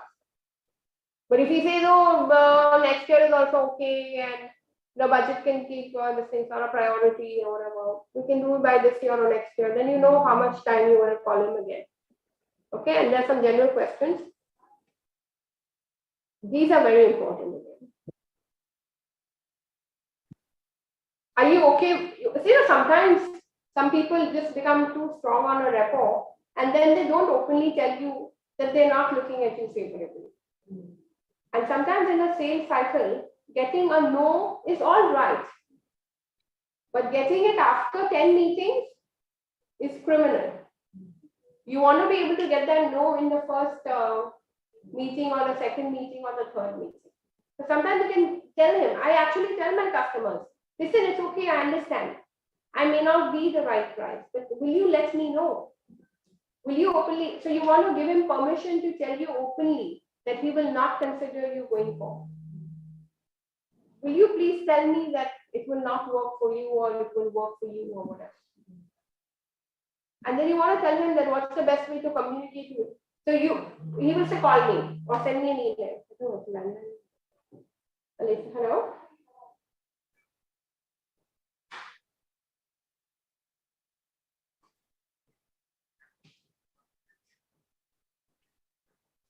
It's tomorrow or Monday? Monday, no? Monday. Yes. Thank you.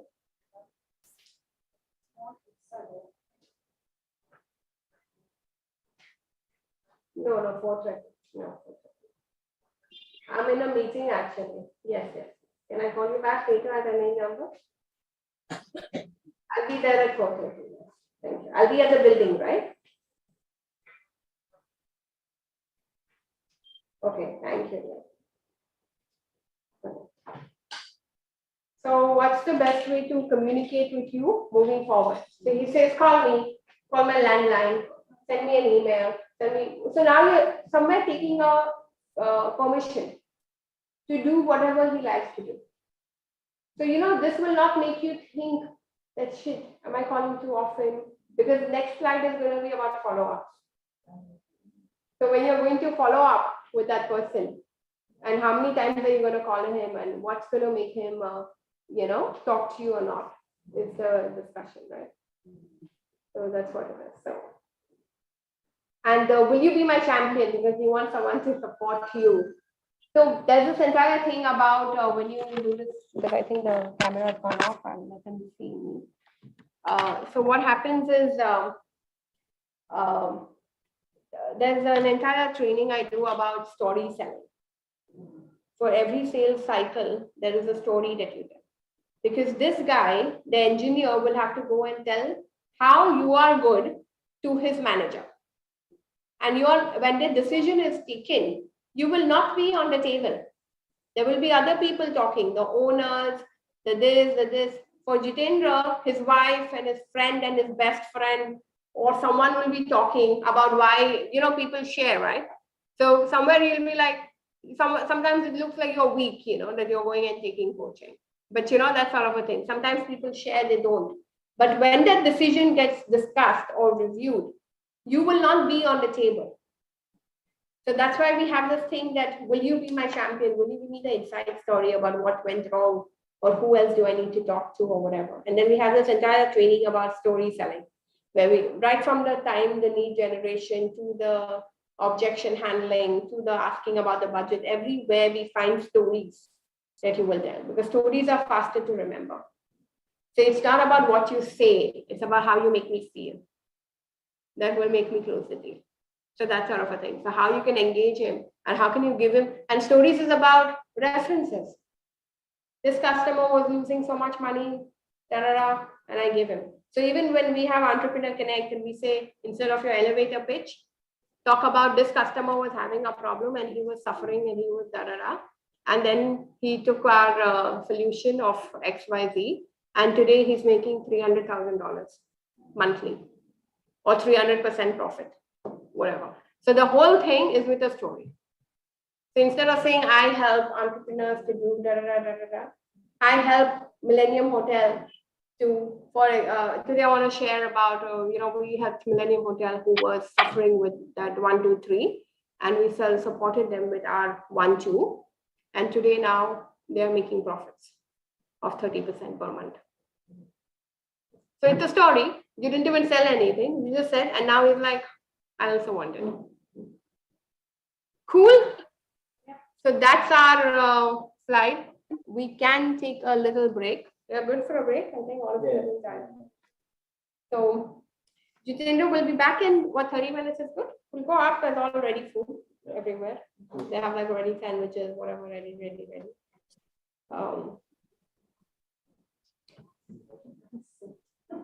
Okay, so from this questions, just try to see what you need to digest, and we'll take it from there. Okay, cool. So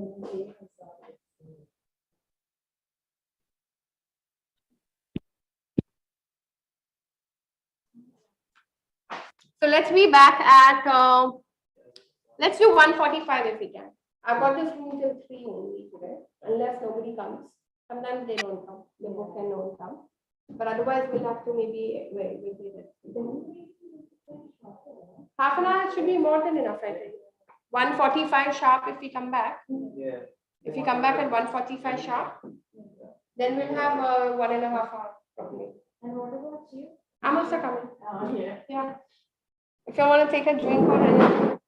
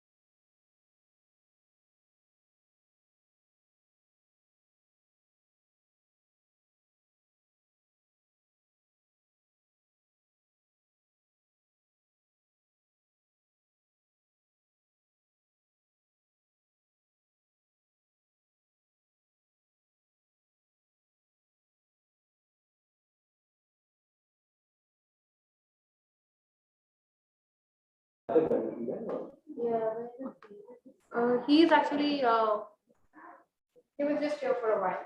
I mean, he just wanted to, he wants to promote my workshop. So actually, technically, I did this workshop for, he wanted to promote the workshop for us. And he's like, he's been in Dubai for 20-25 years. He's like your extended local listing and stuff. So he wanted to just take a feeler of what it is and see if he wants to, so we have like arrangements on rep models and things like that. So like, okay, let's have extended teams and how do you collaborate with other experts and work jointly and extend your team without having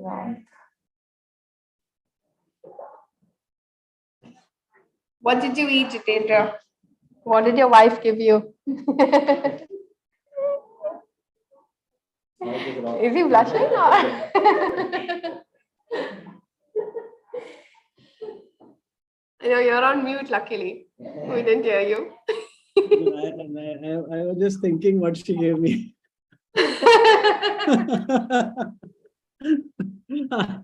What does she give? I ate and then I've forgotten what she gave me. But I think it was chapati and some sabji. Nice. I'm not a very foodie. I forget what food I have eaten.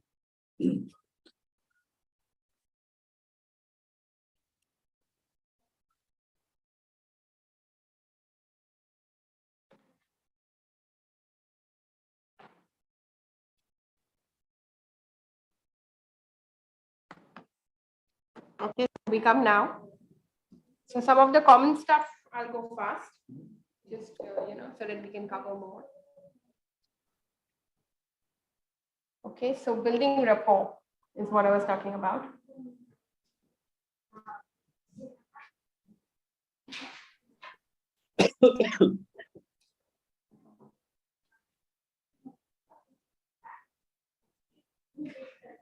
There's 3 levels of building rapport with a person. Okay. One is I want something and you give it to me and I buy it. That's it. That's the lowest and the first level of rapport. That you have something and I want it and you give it to me and I buy it. Cool. Second is if you connect with me emotionally. So if I need a water and Ibrahim has it and I take it from him.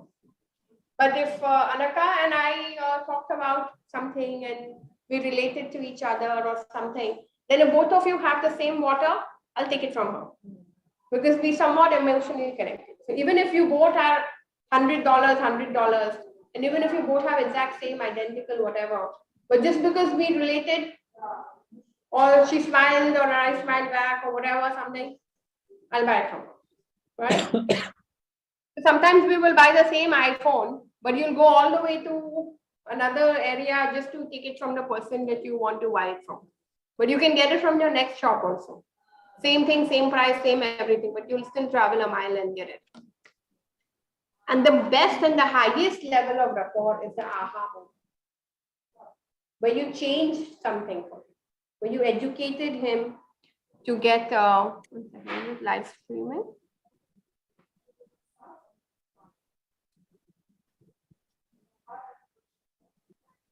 It's working.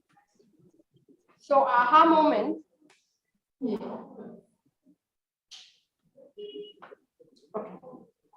Okay, so aha moment is like, you gave him a breakthrough somehow. Where you just, something opened up for him. Like he thought he doesn't need it and maybe you technically just blasted him out. Or so that's technically how it works. Oh, sorry, I've got a hidden slide which I want to show you at this point. I have a lot of hidden slides. Okay, let me quickly show you.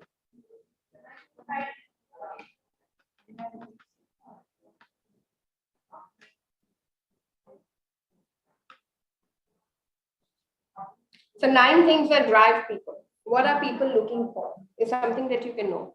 People are looking for security and control. They want to be able to, understand that the decision was theirs. So somewhere in the talking process, you make it look like he's the one who decided. So for example, there's a husband and wife, and the wife will say like, okay, I've decided for a holiday to Pattaya to Atlanta or something. So it's going to be like $18,000 or $20,000. And the husband's going to be like, are you crazy? No, forget it and stuff like that. And then she'll come back with saying, okay, there's another cheaper one in Indonesia for $2,000. Done. Take it.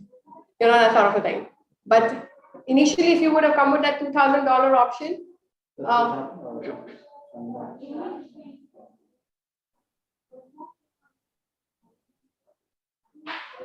so initially, if you can see the screen, right?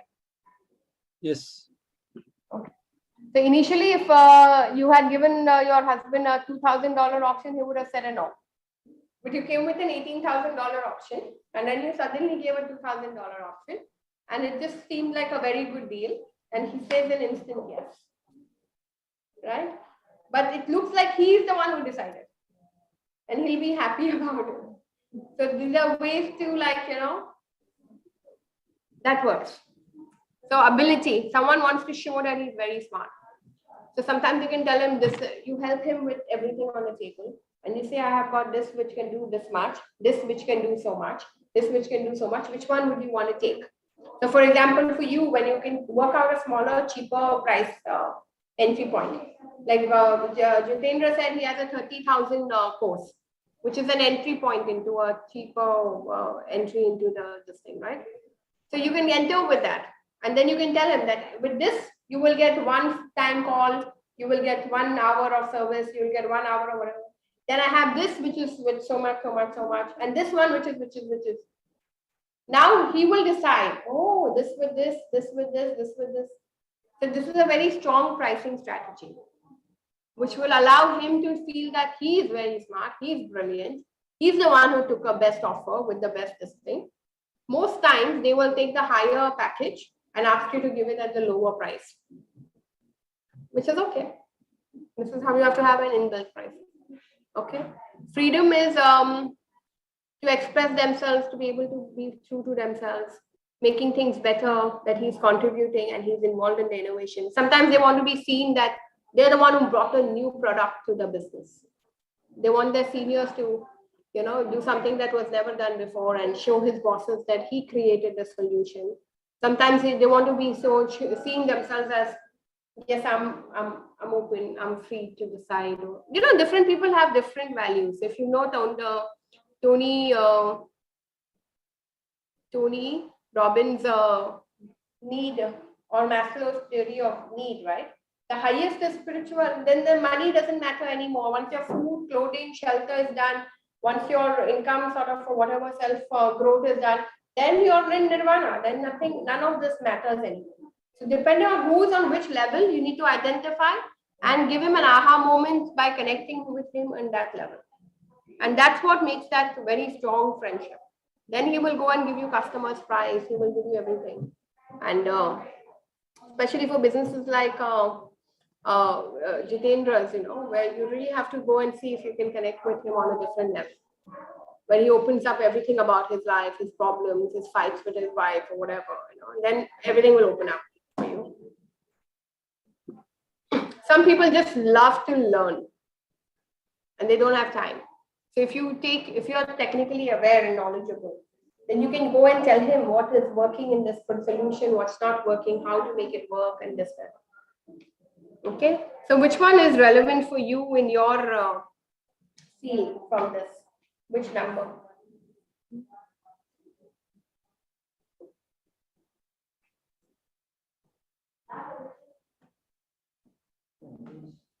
I think 1 and 4. 1 and 4. Yeah. Security and making things better. Yeah. To be able to have control and do things themselves.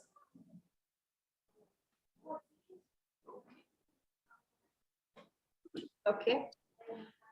Good. Rapport got an end. If you have any questions, this is more about awareness and so that you can apply it and go. Great. I'm going to give this here. Jitendra can see all of it.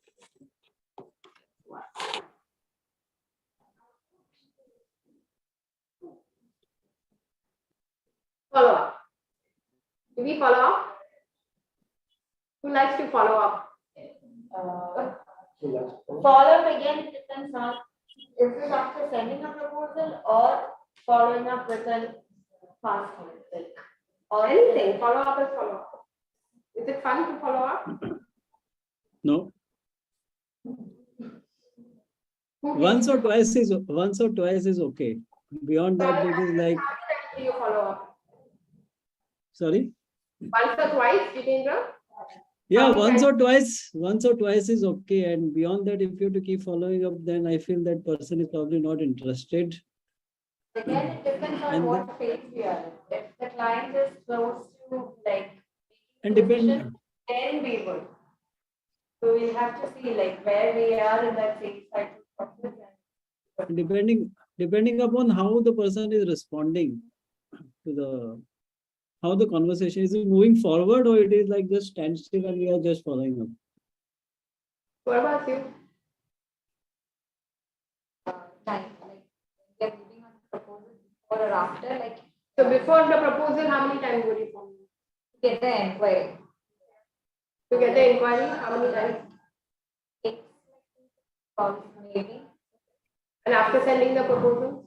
Like that, I'll take like 2 days or 4 days, like frequently we'll call follow up. And how many times? So we get the PO. We'll have to follow up. So how many times? After sending the proposal, how many times do you follow up? On average.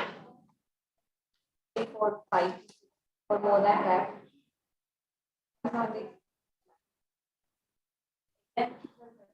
Depends on the phase. Like for example, remember, there are hotels who want to do this.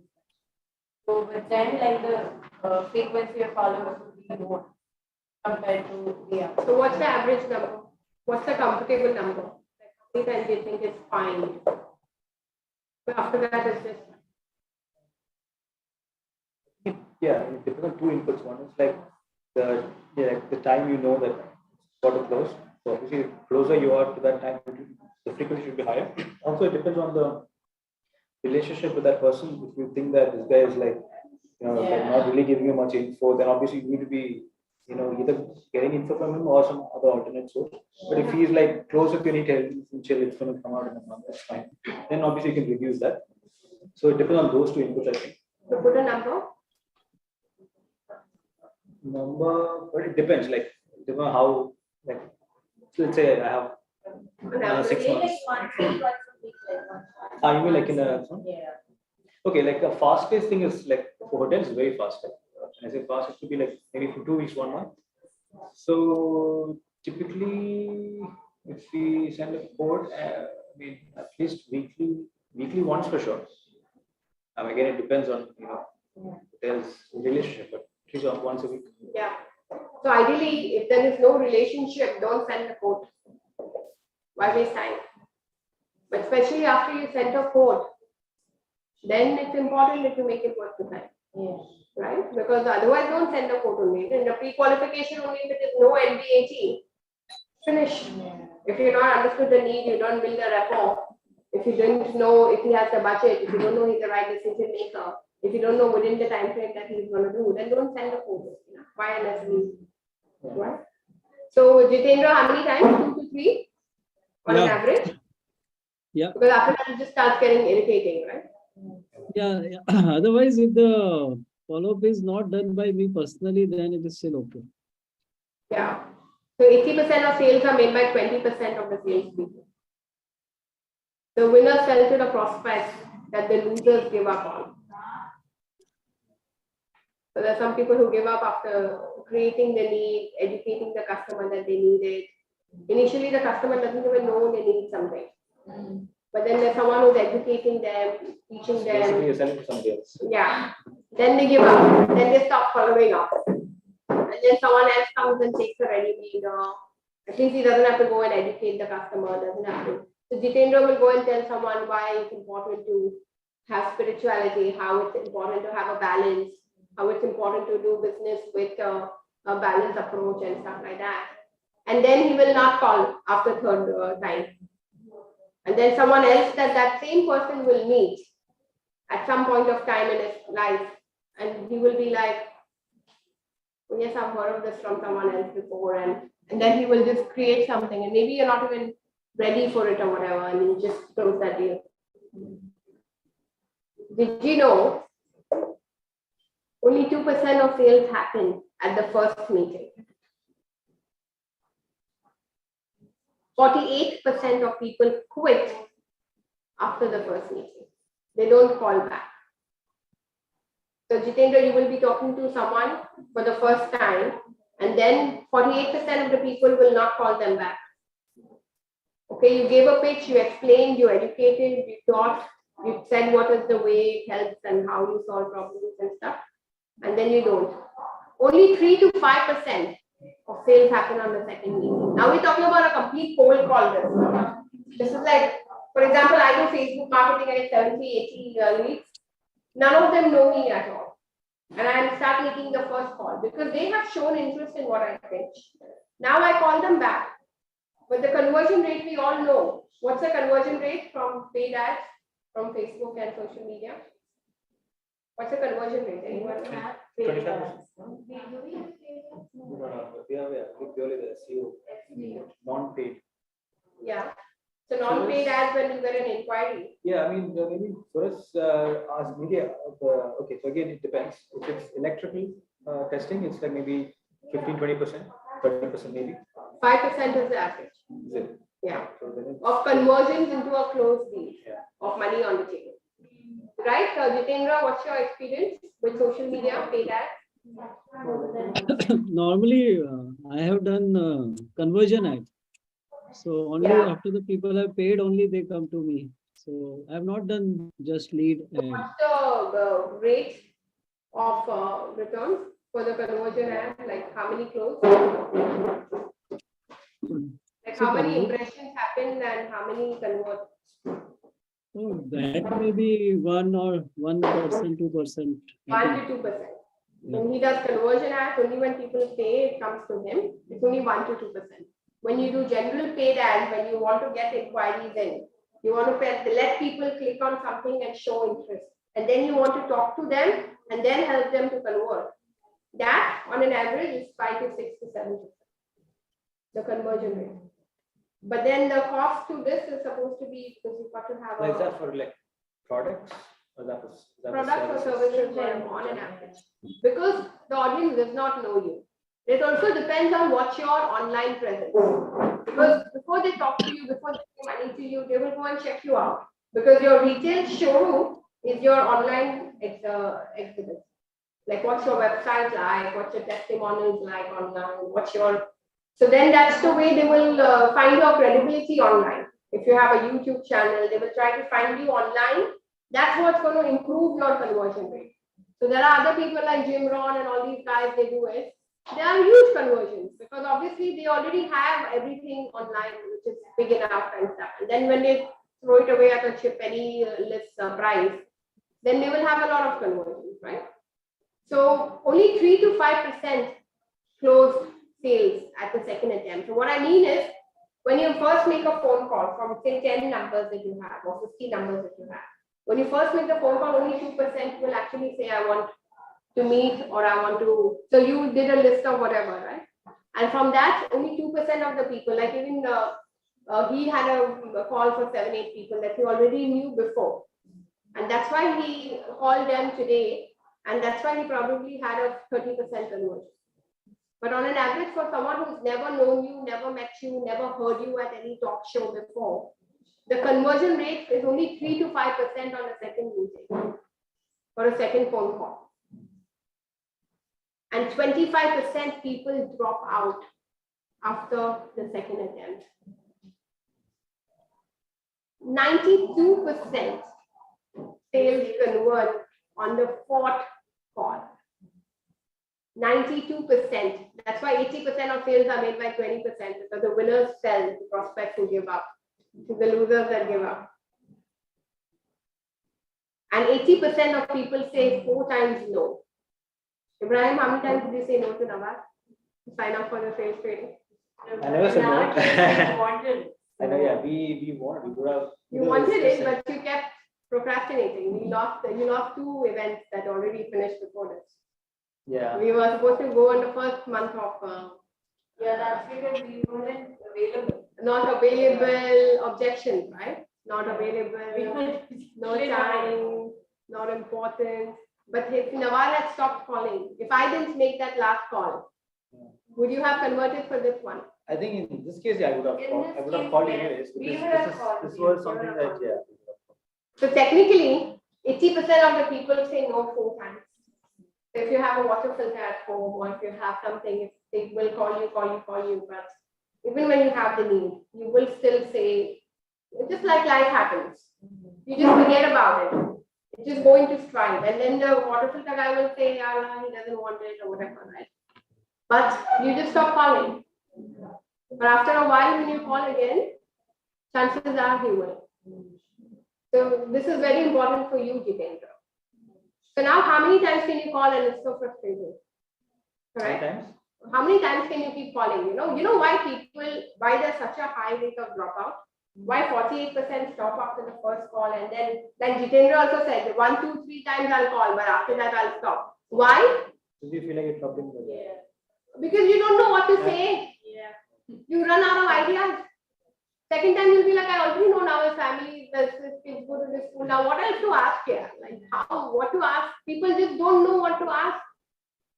And because of which you just don't know what to do. And that's why you will stop calling.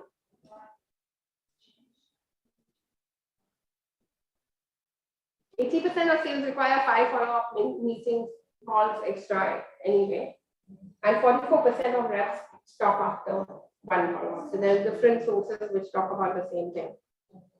But one thing I'll quickly say about this is, if you see in the industrial world, this is like in a big ticket, in your government, in your oil and gas, you need 14 to 16 follow-up attempts. That's normal. 12 to 16 follow-ups is average. And it takes that. So how to do it? So you don't always call for the business. Once you will call to be on top of mind. Once you will share some information. Once you will share some achievement. Once you will share, like I said, every quarter send an email of some testimonial of some customer who had a success story. So you are directly and indirectly staying on top of his mind. So you don't always call to ask for the listing. You can once call, say, did you hear of this? This is an industry report, maybe useful for you. Something completely random, not even related to your product.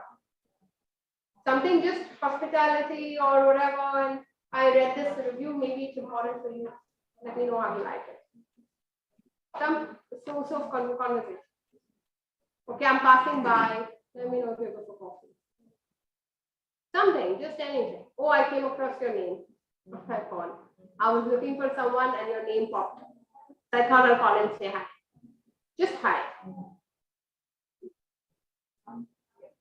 Then if you get a chance about rubbing into the problems again, is there anything, how's life now? Are you still, you figured it out? Are you sleeping more? Just generally, just no pitch. You don't need to pitch your product or technology or anything to sell. You need it just to be on an aha moment with that guy. You just have to be emotionally connected to him. And if someone talks to you so many times, you will just automatically become familiar with him. And he is going to eventually at least have the second level. Not just you want a sales training and I have, that's why. No, not like that. You've got to connect on that emotional level. So that will at least get you to the second level. And then when you keep on building trust with him, you will at one point of time create an aha moment. And that doesn't happen all the time. But at least second level is still better. Clear? Any questions? Yeah, my question would be like, I think we discussed that what's the best number of calls to be done? 14 to 16.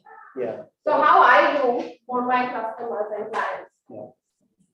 I'm trying to get a whiteboard in the Zoom, but I can't find it. Is it in? There was a whiteboard, no? Yeah, there is a whiteboard actually. Is it in? Or yeah. Or is is in apps. So that's what I was looking for. So thinking there will be a whiteboard.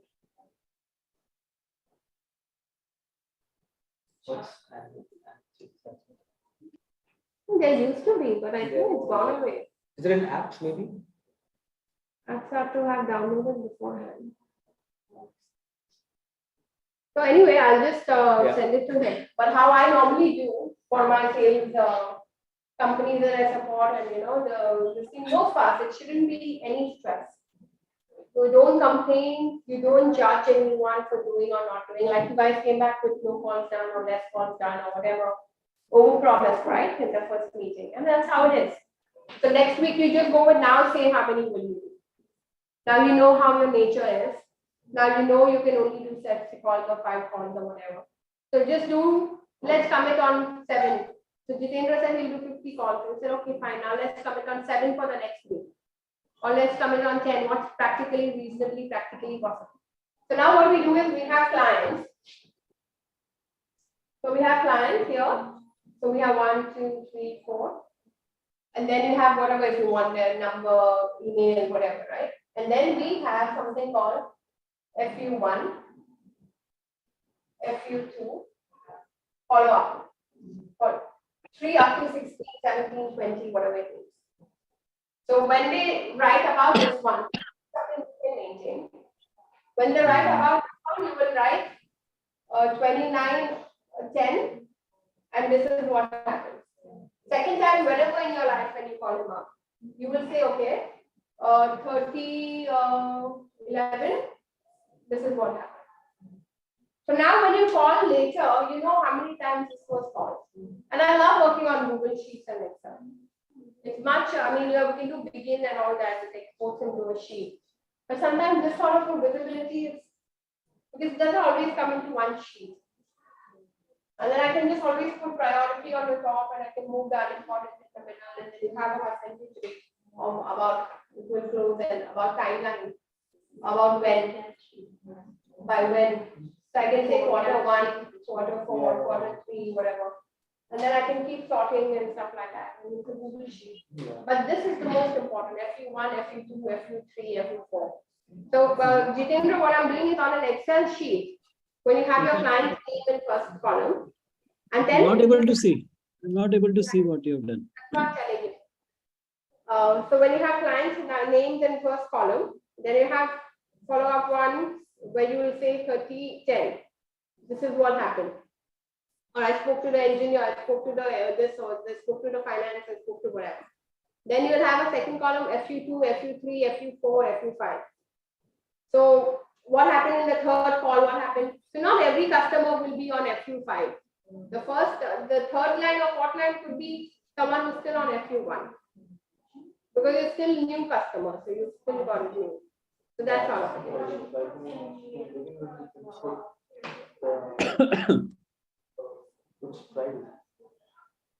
Yes. Okay, so we're coming to pricing strategy. Okay. Yeah. So what we've covered till now, let me recap. So we've done intensively the elevator pitch, of course, the first day. That was the main takeaway. And then we had the number that we had done the first day, where we looked at what's the number, and then you try to derive how many phone calls or how many what you need to do. Okay. So that is what clarified that how many people do you need to reach out to. Then today when we started is where do we find those people? So what's the lead generation?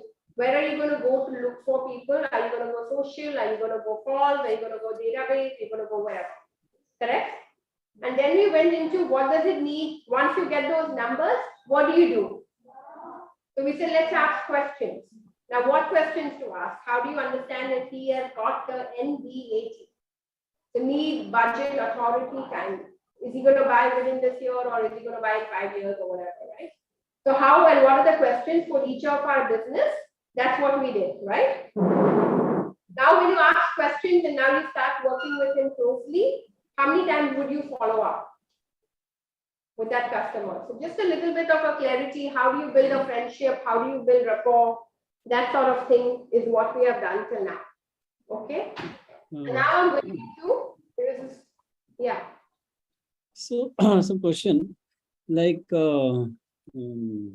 like I had a very short 4-hour program on 10x productivity, and which like I had asked some like my team member or outsourced calling, and then there was a script, and then they were telling them.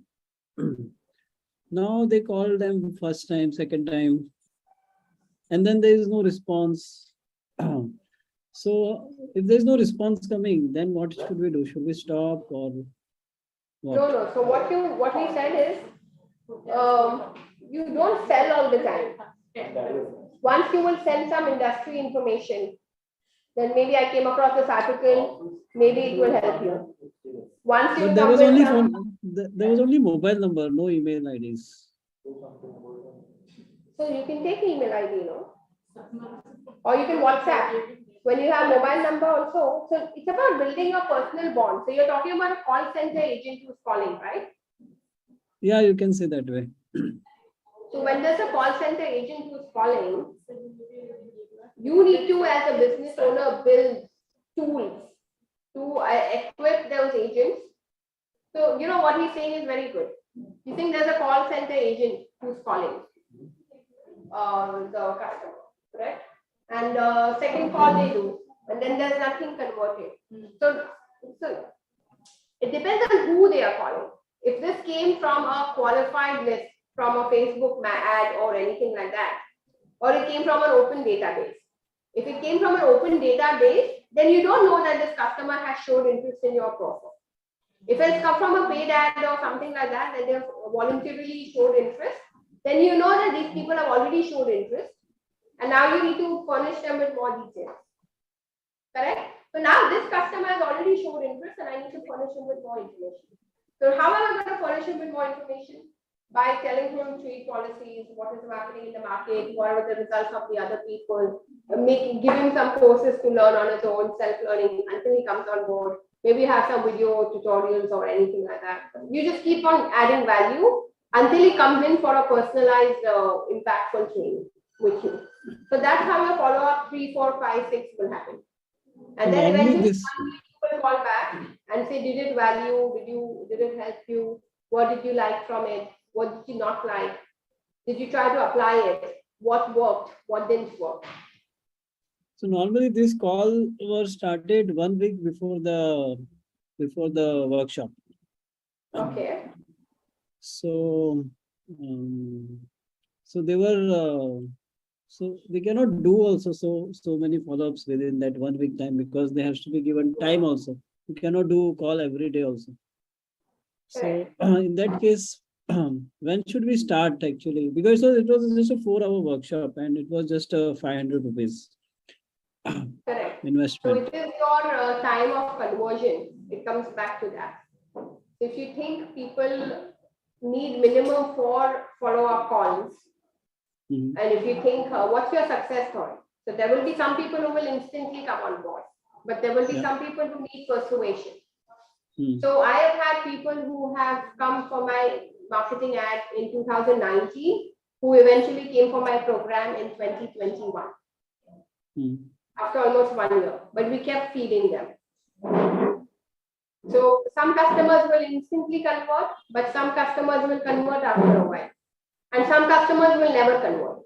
Mhm. So it's about identifying who is worth following up with and who is what and how deep is their problem. So sometimes when the call center agents call, then you need to have certain questions. Sometimes you can even have a Google form where they fill in as a part of your lead generation activity. As a part of your lead generation activity, I've always had questions saying, are you, what do you need in your sales? Do you need to improve? What are your top 3 challenges into closing more sales? What are your top 3 objections that you face all the time?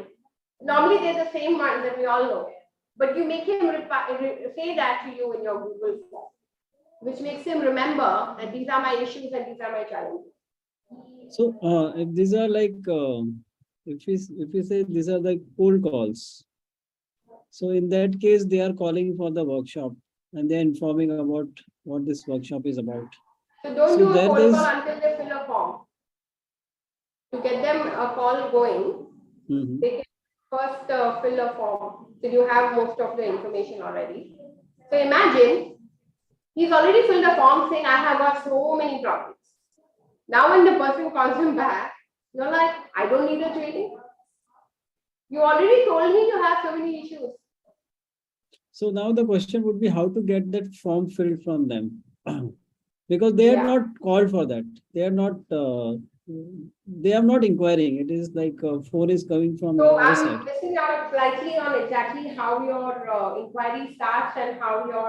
So once I know the full flow from the start about exactly what's happening. Firstly, if you're asking about 1 week, maybe that's not enough. Maybe you need to start 1 month before. But for a Because 4-hour most workshop, people need at least 4 follow-ups, and like we agreed, once a week is good. So you can ideally start the practice 1 month before. but it is a 500 rupee program and for a 4-hour. It depends how much time your people take to convert and who is your target audience and who is your and how many you need in that program. So 1 week is a subjective thinking about what we think that's your worth or your value in your mind, that it's only 500. But for the people who are taking a decision to come, do they think 500 dirhams is worth taking a decision over the first minute without knowing you at all? Or if they will happily come for a 500 rupee program, if they are pursued at least 2 or 3 calls, the conversions may be better. Yeah, definitely they will need information, irrespective of the amount, information they will require. Allow me to take this separately, Jitendra. Okay. Because, we have the room till another 30 minutes. Okay. I want to try and finish the content. Yeah. I Okay. can even with you on a one-on-one and Yeah. work out your full streamline strategy. Okay. Yeah, let me Yeah. go forward. Yeah. Cool. Yeah. Yes. So, so guys, I'm happy to do a one-on-one later to work out something for you guys individually. Okay, so I'm going to go to pricing strategies very quickly. Which burger would you buy? If it was If I'm home, I'll get the second one. But if I'm Oh, you mean, heading to the okay, you're meeting, asking, I'll choose the if first you ask, one if here. you asked me 1 year back, I would have taken both, but things are changed for me. So there's a few ways of pricing. One is you price to competition, whatever is the market price, you price according to that. So Jitendra can price 500 or whatever is the market price. One is your break-even strategy. I mean, this is my cost, this is the amount of money I want to make, and this is worth my time. So for example, if you've left your jobs to do a business, then your benchmark could be at least to get your salary. And then you say, this is my cost, this is what I need to make for myself as my salary, this is what I need to pay the staff or whatever to run the company. And then this is going to be what I need. And then based on that, you will calculate, and this is the number of products I need to sell, and this is the price points that I need to sell at. Correct? So that can be your strategy. For even Jitendra, this could be your strategy in terms of what was your monthly salary when you were in a corporate job or whatever. And then based on that, you can see this is the number of hours I want to work. And this is the number of clients I can cater to. Based on this, you can have identify the quantity of number of sales you need to do to make your profit goal. I always love to work on profit goal rather than revenue goal. Revenue goals mean nothing. Everything is about your profit goal. So what's your profit goal that you need to do? So for products like Jitendra's, there is no real cost as such. It's just the time cost. So there will be, the whole thing could be a revenue goal or a profit goal. But for products like yours, you would have more revenue goal, more profit goal. But bottom line is always to go to the profit goals. So you can price as per competition, but bullshit. Yeah. You can create an irresistible pricing offer, which works on your goals in terms of what you need to make. Okay. So as business owners, we need to be extremely clear about what we want to make. And then work backwards to see how many products you need to sell and how much you will want to price it at. Then you decide what all will you offer in that price to create value for the customer. Okay. Then you can price to time. This is normally for, I'll say, okay, 2 hours, 5 hours, this hours will charge so much. Okay. Then you can charge cost plus. So say 10% plus, 20% plus. So if the cost is 100, I will charge 120. That's my margin goal. That's all. Works, but technically the second strategy works better. You're getting it, Jitendra? Yeah. Even? Like price to, pay bills at least. Cost plus is, it will not give you clarity in terms of what your bottom line profit you want to take. Currently, we are second one, like that's how we are Currently operating. Okay, price to positioning is extremely key. If you're doing a branding exercise, if you're positioning yourself like a Costa, then you don't need to worry about pricing your coffee at how much you want to make and all that. Because that's your brand value, that's your market value. That's your, so the price to positioning can be like, I'm as good as a Starbucks and a Costa, so I'm going to charge my coffee at 25. That's how it is. This is the most valuable way. Price to results and the value. This nobody will challenge. For example, you asked me about the marketing. If I tell you I'll get you confirmed customers so much and I will take so much revenue, there is nothing debatable. This is the fastest one to come on with. So if I guarantee you results, if I guarantee you 3x of your business, then I will charge you whatever, and that's what it is. So right now, on your own, you know that you are hardly doing 1x of your business year on year. You're not even doing what you did last year. So you're already clear bleeding. If I come and tell you I will do 2x of your business, but I will charge you 20% of your revenue, finish. You know you can yourself not do 2x anyway. So you will be, okay, cool, 20%. So I just automatically paid myself. So if you're doing 1 million, for example, and I tell you you'll do 2 million and I charge you 20%, I just paid myself 40,000 for it, which is nothing what any coach pays. Correct? And would you have a problem because you're anyway now making only 1 million? If you start making 2 million, even if I take 40,000, who cares, right? It's still taking a lot of. So price to results, price to value is the highest level of a pricing strategy. Means you're talking about what you will bring on the table. For this, you have to be extremely confident about what you can bring on the table. Because it can even be. Typical pricing strategy is the popcorn in the theater. Which one would you buy? Small, regular, or large?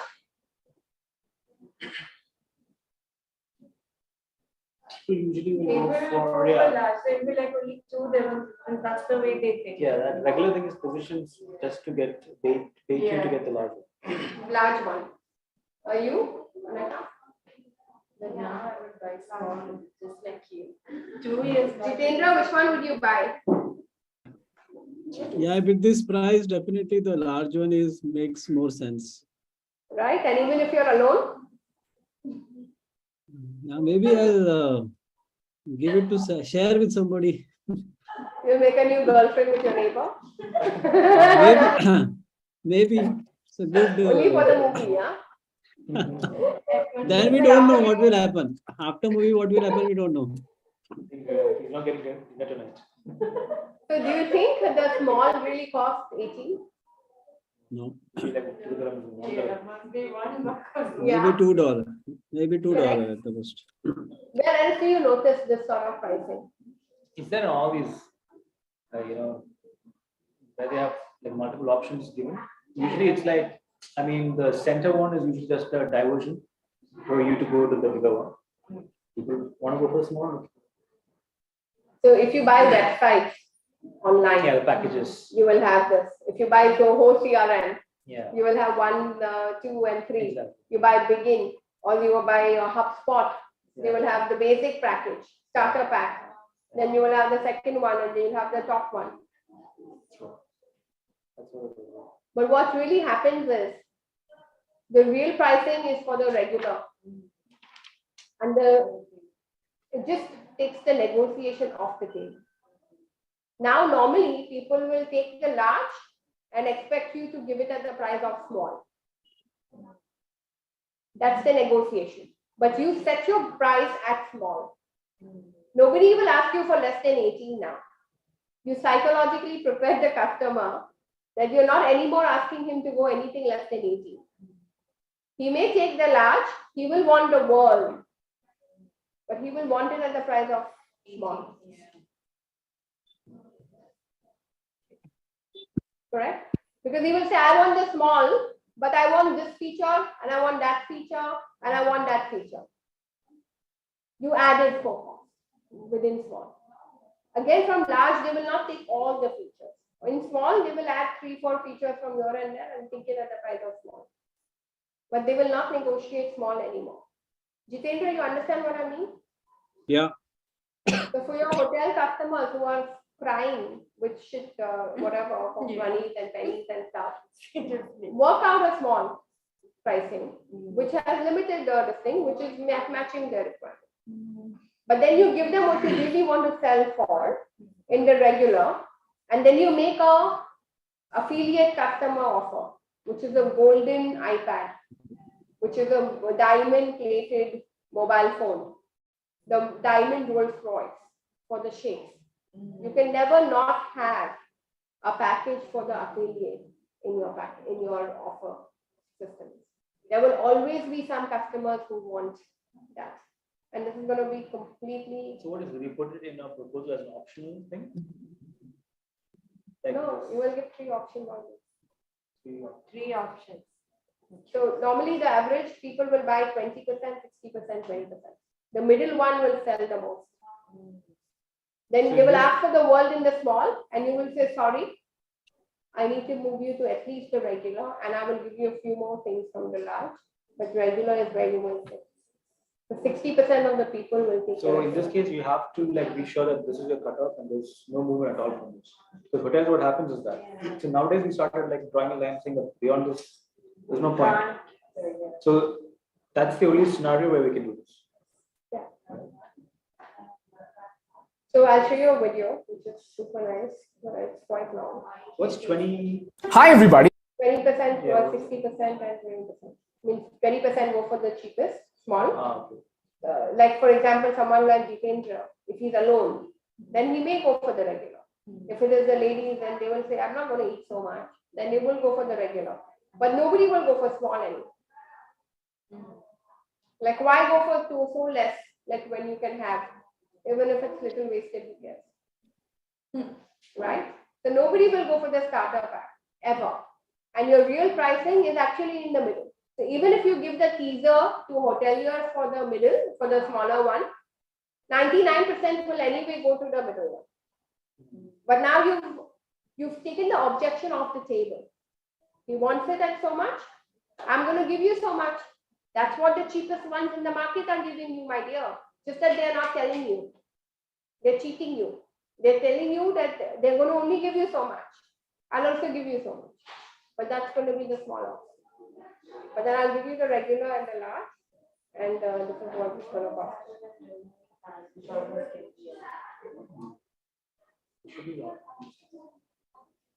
Hi everybody. IKEA is one of the most innovative companies of the everybody. You can hear, right? It's very loud. Jitendra, Yeah, you yeah. can see, right? Yes.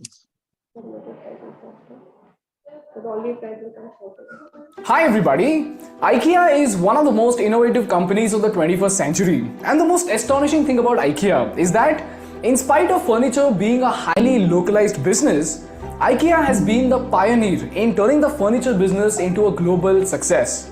And today, IKEA draws in a revenue of $45 billion from 445 stores spread across 30 countries. And what's more important to note is not the growth of the company, but the fact that IKEA taught the world how to use the most powerful psychological tactics to exponentially increase sales. And today, you are going to learn one such strategy that makes IKEA stand apart from the competition. And no matter which business you are in, no matter which field you are in, you can use these powerful psychological strategies to double your profits at zero cost. The question is, What is this strategy? How does it make IKEA stand apart from the rest of the competition? And most importantly, how can you use them to double your profits? This video is brought to you by a special announcement from the Think School community, but more on this at the end of the video. The answer to this lies in a fascinating experiment conducted by Dan Ariely with his students at the MIT. In the first iteration, Dan went to his class of 100 students and asked them to choose between two subscription plans for the international magazine called The Economist. Now let's do this experiment together, so you tell me which one of these options would you choose, okay? So the three options were the digital version for $59, the print version for $125, and thirdly, the print plus digital version for the same $125. As it turns out, 16% students wanted the digital version, 0% wanted the print version for $125, and 84% of them chose the print plus digital option. So for the second iteration, he makes a small change. He thought, since nobody is buying the second option, then why keep it there in the first place, right? So he removed the $125 print option and presented the same question to another class of 100 students. Now technically, by eliminating the option that nobody chose, the results are not supposed to change, right? Well, guess what? In the second scenario, the results changed drastically, and this time only 32% of the students opted for the print plus digital version and 68% of them opted for the just digital version subscription.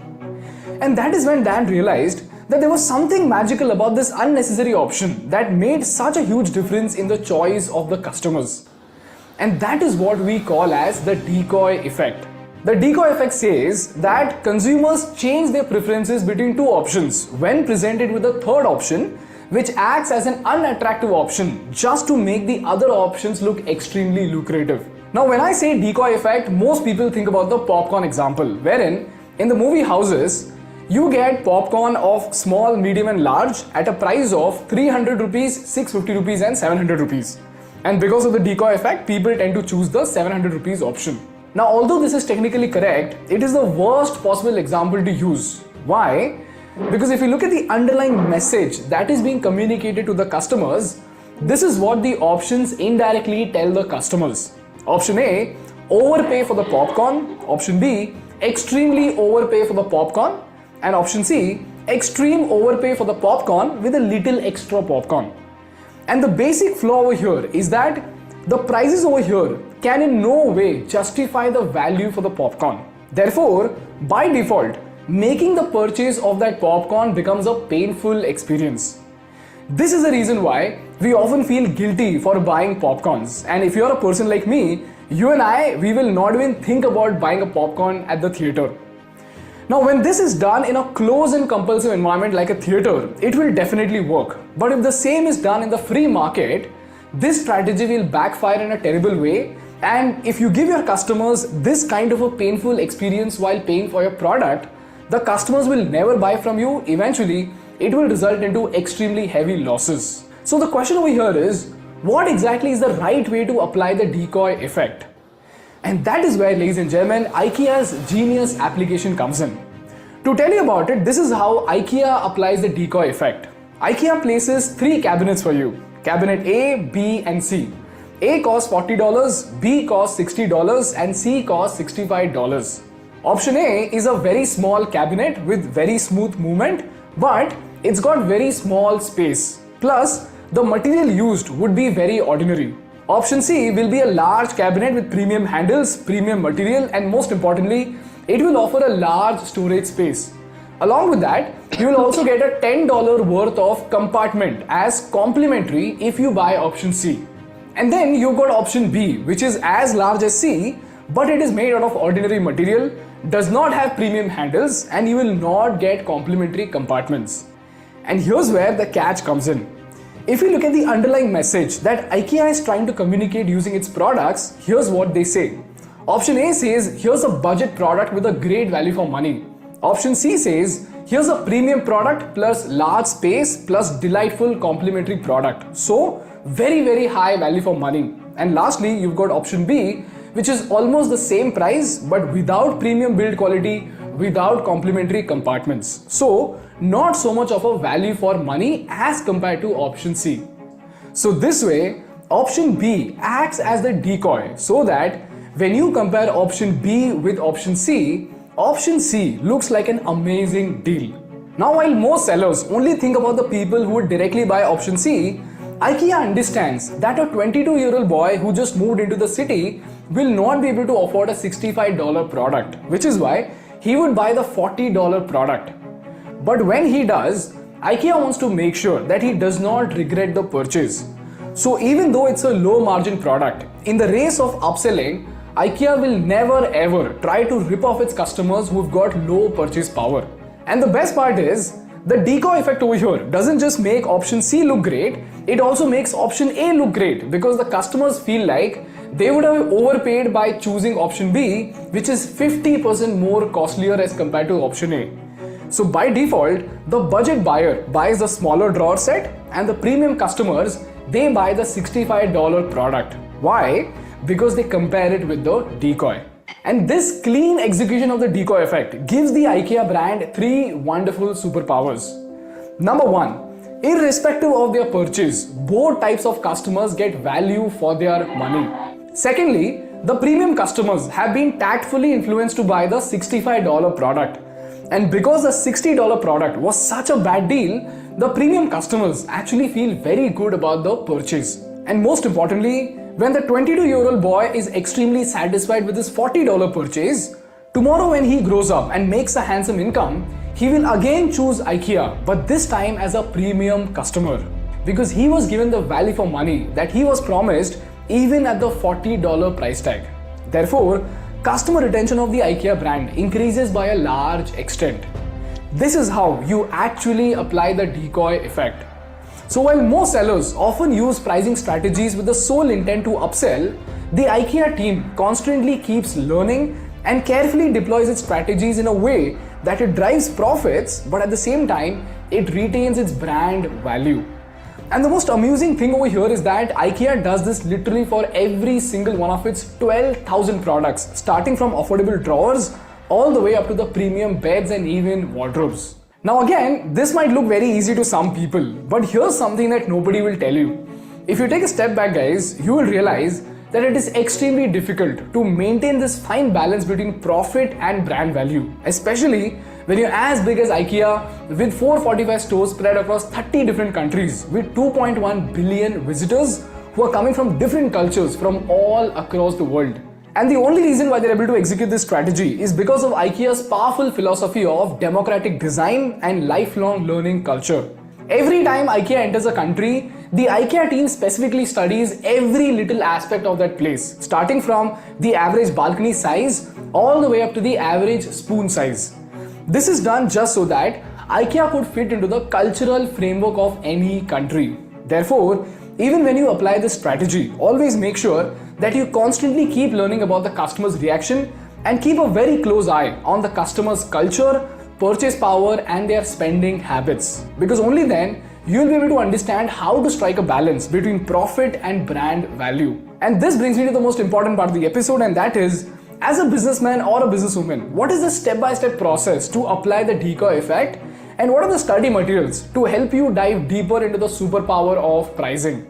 Meanwhile, if you're someone who wants to learn how to tell powerful stories like we do at Think School, I would highly recommend you to take up our Communication Masterclass course. Based course with 1 full year of access. Regarding the course, I will personally be all across the world who will be there to support you, and even Cadbury's secret exercises and world-class case studies like Hitler's speech analysis and even Cadbury's secret storytelling technique. So if you're comfortable with my method of teaching, use the link below, sign up for the masterclass, and I will see you during the live session. Moving on to the application, here are 5 very important steps that you need to follow when you apply the decoy effect to your products.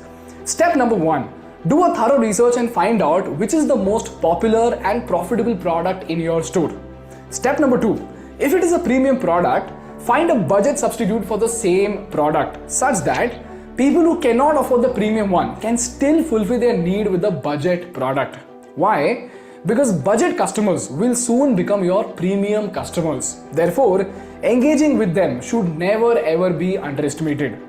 Step number 3 would be to create a decoy. And the point to be noted over here is that your decoy must not be a degraded version of your premium product. However, the premium product should have a way better offering than your decoy. So if you're selling drawers, it's okay to have a non-premium material, but it shouldn't be like the drawers are rigid and they are very badly functional. Why? Because people, even the decoy is going to reflect your brand value. So always try to make the premium product more attractive with complementary offerings rather than purposefully degrading the decoy. Step number 4 would be to price your products in a way that the premium product looks way better than the decoy and the budget product or option A looks like the obvious choice for the customers with a lower purchase power. This way, your high margin product will become extremely lucrative, driving very high sales, and at the same time, the budget customers will also be very happy to get the value for their money. In fact, those people will be even more happy because they didn't have to pay 50% extra just to get a bad deal on the decoy. And lastly, do not add more than 5 products and make sure that the price of the decoy is very close or even equal to the premium product. Now the disclaimer over here is that in the greed for more profits, please don't misuse the decoy effect, because people always remember in the free market, the customers are just one step away from leaving you forever. This is how, ladies and gentlemen, you can apply the decoy effect to your products, and when done right, it can increase both your conversion rates and your profit margins by a large extent. Meanwhile, if you're someone who wants to dive deep into the philosophies of pricing and consumer psychology, I would highly recommend you to read this book called Misbehaving by Richard Thaler, which has now become my standard recommendation. And the second book is this book called Nudge, written by the same author. That's all from my side for today, guys. If you learned something valuable, So technically you add a third product, which only makes the one that you want to sell more lucrative. And then one can be an early step in, which can just be for the sake of getting the people in the door. But then you have to have very rigid, very strict rule. You got to type out everything. That what exactly is included in this, what's included in this, and what's included in this. And then this one should be the obvious choice. Normally, when you don't have a very early, so what I have to do is the 59 and 120, the first and the second one can be a closed gap, like an IKEA. The first one can be the obvious one, second one will be the one that you actually want to sell, and the third one is for the affluent customer, which is very gold-plated, with customized and personalized and everything done for you. So the first one, normally in our world of coaching, they say do it yourself. They'll give you all the tools and you do it yourself. The second one is do with you. Which first is like I just give you a training and you do it yourself. Okay. Second one is do with you, and then third one is done for you. So right now what we're doing is we're doing with you, or do it yourself is like a training where you go and do it yourself and things like that. Like I've been trying to learn Arabic for such a long time. And then you get into these trainings and stuff, and then you just you're like done for you, right? So otherwise then it's like self-on. Don't make me learn how to sell. But coaching is like, okay, I'll be accountable, weekly in touch with you, making sure you're doing it, getting you accountable, making sure we're making the calls, making sure we're doing the work, and that's what it is. So DIY could be a very cost-effective, low-end entry point. Done with you could be something which is more value. And then of course the affiliate is done for you. Just don't tell me anything sales. Just do it for me. And then we have a team who can make those calls and do that, give you qualified and stuff.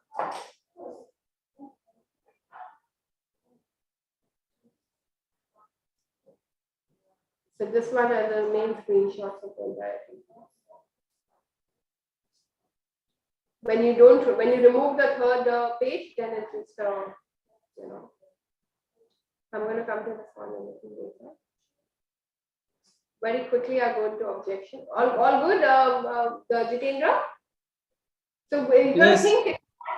just think what are the features you will give in your topmost one, but try and give at least 3 Maximum you can have is 5, but you can at least have 3. Or at least have 2. But never go with just one price option.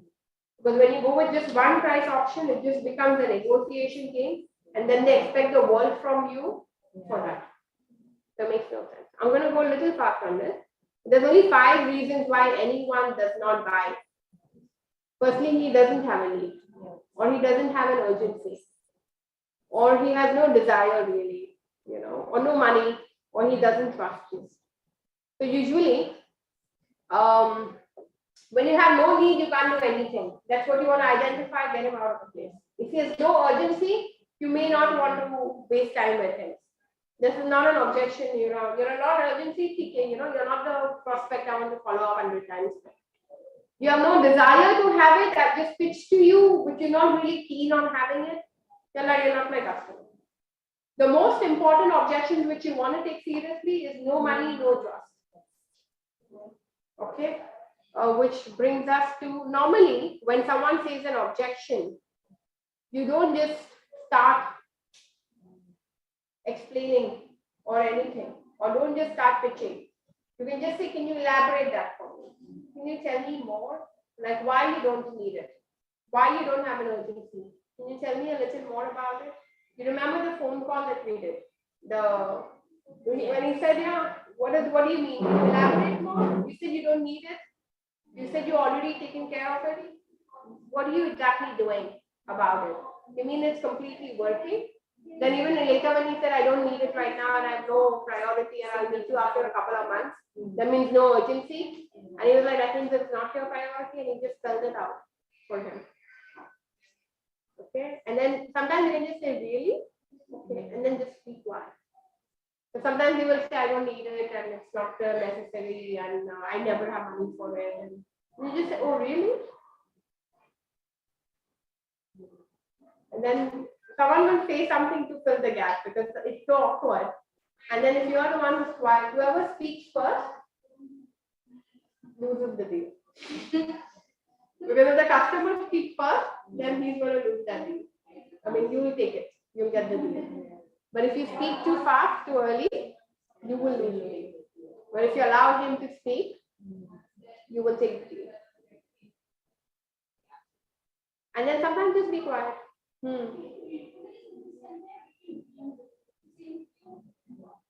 Sometimes they already know the solutions. There's nothing you need to value add. He will only spell out that I wish I had a company which can do 1, 2, 3. And that becomes the inclusions in your proposal. If you're actually taking notes just then, or if you're just recording sometimes the conversation, you will take exactly everything he said in the same language, it becomes your inclusion in your proposal. But the objection is the best thing that can happen in a deal. Sometimes if what happens usually is you send a quotation and you send a proposal and then he stops answering your call.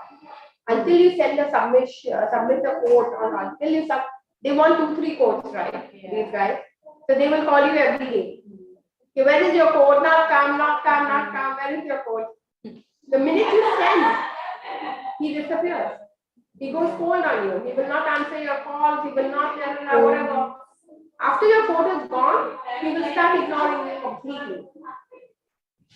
So the objection is a very good thing. The fact that he comes and says your price is high, it's feedback. It's the best thing ever. The minute he comes and says your quality is bad, great. I want that. So now you can justify a little bit or give him proof or take him to your factory or show him something and all that, right? So if he doesn't tell you anything, how would you know? So when they resist and the amount of time they spend. So sometimes, instead of you going to the customer, we tell the customer to come to our office. If he invested more time to come and meet you, I went to his office and he came out from his meeting and he met me and I'm out and okay, he didn't waste any time. But if he comes to meet you, he's invested time into you. That means the longer your meeting goes, if you take him out for lunch, you take him out for dinner, he's invested time. The longer the time, the better your chances are. So let me tell you this. So if he's resisting the most, that means initially he will say he's resisting. So we were just curious. We're not ready to take a decision. We are just inquiring. We just want to educate ourselves. We're just checking. And that's the highest resistance. We're just checking. We just, if you go into a shopping mall and there's someone salesperson, I'm just looking. Yeah. So I'm just, just don't bother me right now. So it's the least amount of time. But if I spend 1 hour in the shop, now I will myself be like, yeah, I spent 1 hour, I better take something and go. Right? So the more number of time, then if it goes more time, then it will say, maybe he wants to educate himself more. He's a sophisticated or he's that, difficult customer who wants to research, who wants to find out more information and all that. He wants to get some proofs, so he wants to do some more research. This stage, you can give him more information. Send him statistics, send him industry reports, send him something, help him with his research. Right? Then he will come to a price objection. So he's come forward. When a price objection, that means I'm already implying that I like your product, I'm ready to buy. I only have a problem with your price. That means I have a need, the product is fine, but your price is not right. So that means it's the third step. The first step is I'm just checking, I'm looking. He's not told you your price is high. Now he's compared you to others. He's seen some other equivalents. And now he's saying your price is high. Or it's out of my budget or whatever. But he's done a little study and he's come forward to saying that the price is high. So this is when you can say, what else are you comparing me to? What have you bought in the past? Are you a Zara customer or are you a Splash customer? Sort of a thing, right? So that's sort of a thing. So you want to just, what have you bought in the past? And are you even, that ideally you should check in the first pre-qualification call only, not so late. Yeah. But then he will say, now is not a good time. So he will say it's not an emergency or whatever. Maybe I want to wait some more, I want to sleep over it or whatever. So that's a longer time. And then switch over. If you don't buy now, I will buy something else, or are you ready to switch? If I change from Nokia to Samsung, I will have to change all my information. What if I lose data? Now that's a very good objection. Because now he's mentally visualizing himself being in your product. If I change the license inspection company, then there will be a transition. There will be a how much will be the downtime? When they're asking these sort of things, that means he's already considered having you. Now he's sleeping with you in his hotel, like, where you are the service provider. So for Jitendra, when someone says, what if it doesn't result? What if the results don't come? Or I've tried this in the past, but nothing's worked. These are the kind of questions they will get. That, oh, I've already tried, I've done many in the past and it's never worked. So that means now, he's talking about a switch over. He's talking about coming on board. So that's a very good objection. And he needs to give you more time. You need to give more time. You need to find time, opportunities to spend more time. The more time you spend with that customer, the lesser his resistance will go. Sometimes they decide that because they don't have enough information, they don't know what you can or cannot do. And they want proof, they want testimonies, they want other credibility, other people talking about it and stuff like that. So how do you turn a no into yes? You always say yes. You never say the word but. You've given me so many buts in this entire training. Every time you've said a point, you've come back and saying, I know it's good, but right? And you start with a yes. Every time you get a but from the customer, you don't say a but at all. You say yes. Can you elaborate? Can you tell me more? If this doesn't work, can you tell me more? How does it impact you? How does it work for you? I understand that you don't have money, you don't have time, it's not urgent. I understand that. I used to think that way myself as well. But there's something that will surprise you. Or, now assuming I could show you, I understand, you're right. You're right. This is possible. This is possible. You've had it in the past from other people. It's not given you any impact. You've not had any transformation. People have spent time training you, educating you, and it's all a waste of time. I understand. If I got you up, show you around, would you be interested in understanding or listening more? And again, instead of just going and throwing information, ask him. Invite him to ask you to tell you. So these are just some scripts. Yes, I don't have money. I understand it's usually not there. But we can give you payment plans, we can give you interest-free loans, we can give you money back guarantee. Normally, nobody not doesn't have money. Everyone in the world has money. It's just what you want to spend it on. So nobody, even a beggar doesn't have money. Even a beggar has money. It's just your choice on what you want to spend it. So it's usually short, we understand, but what if I give you a money back guarantee?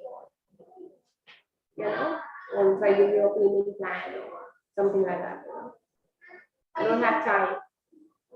Yes, it's hard to find. But time is the only thing that money cannot buy back. It does take an hour or a week to spend, and time tends to slip more than a week. Because if you don't give it the time will fly. And you'll spend another year without your inspections done, or you'll spend another year without transforming yourself. But if you start giving 1 hour right now to changing your lifestyle, to changing your habits, to changing those calls that you can, today you came back with 7 calls done. If you just change your lifestyle, your habits, and maybe you start doing those 7 calls a day. And you probably did less because you're not sure. There must be a thought. Every time you were sitting down to make those calls, you would be like, it's not a common nature, right? It's not a common factor. That's right, right? I'll get back to you. This is the common one.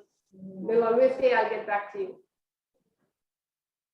Of course, yes, anytime.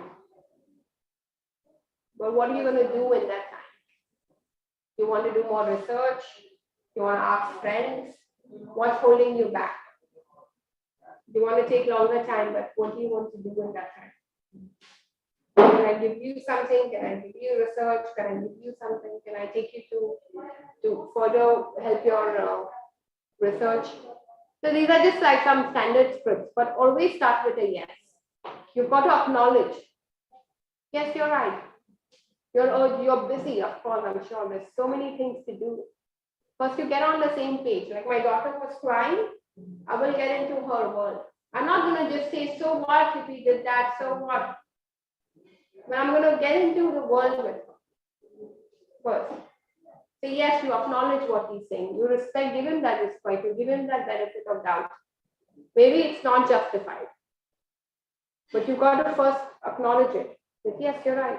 It's possible. What you're saying is right. It's possible. What if I find a way around that? Will that help? And then go into further. What if you didn't have to pay everything outright? Does that help? Would you still want it? What if you had to only spend half an hour? Which time of the day or which time of the week would work?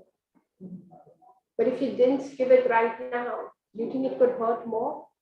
A stitch in time saves 9.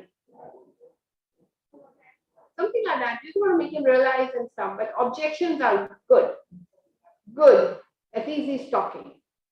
He's giving you a feedback. So never be intimidated by objections. If he's giving you an objection, it's great. It's feedback.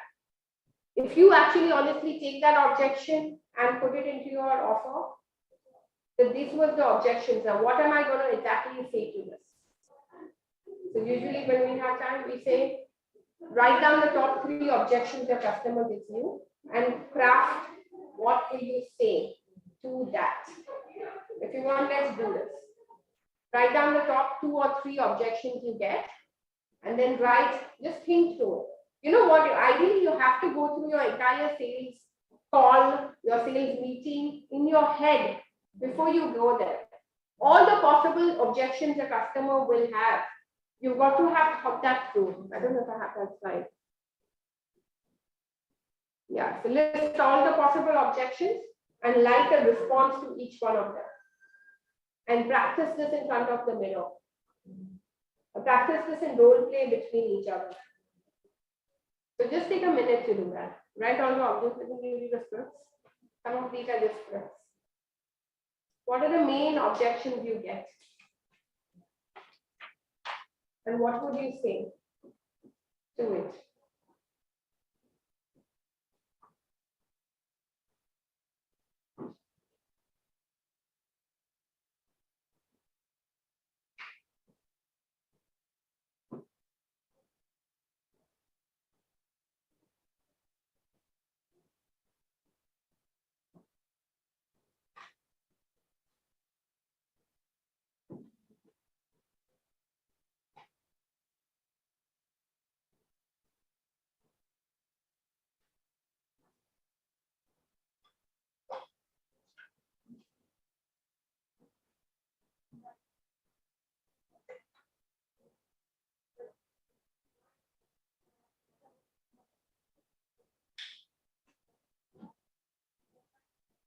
You want to share?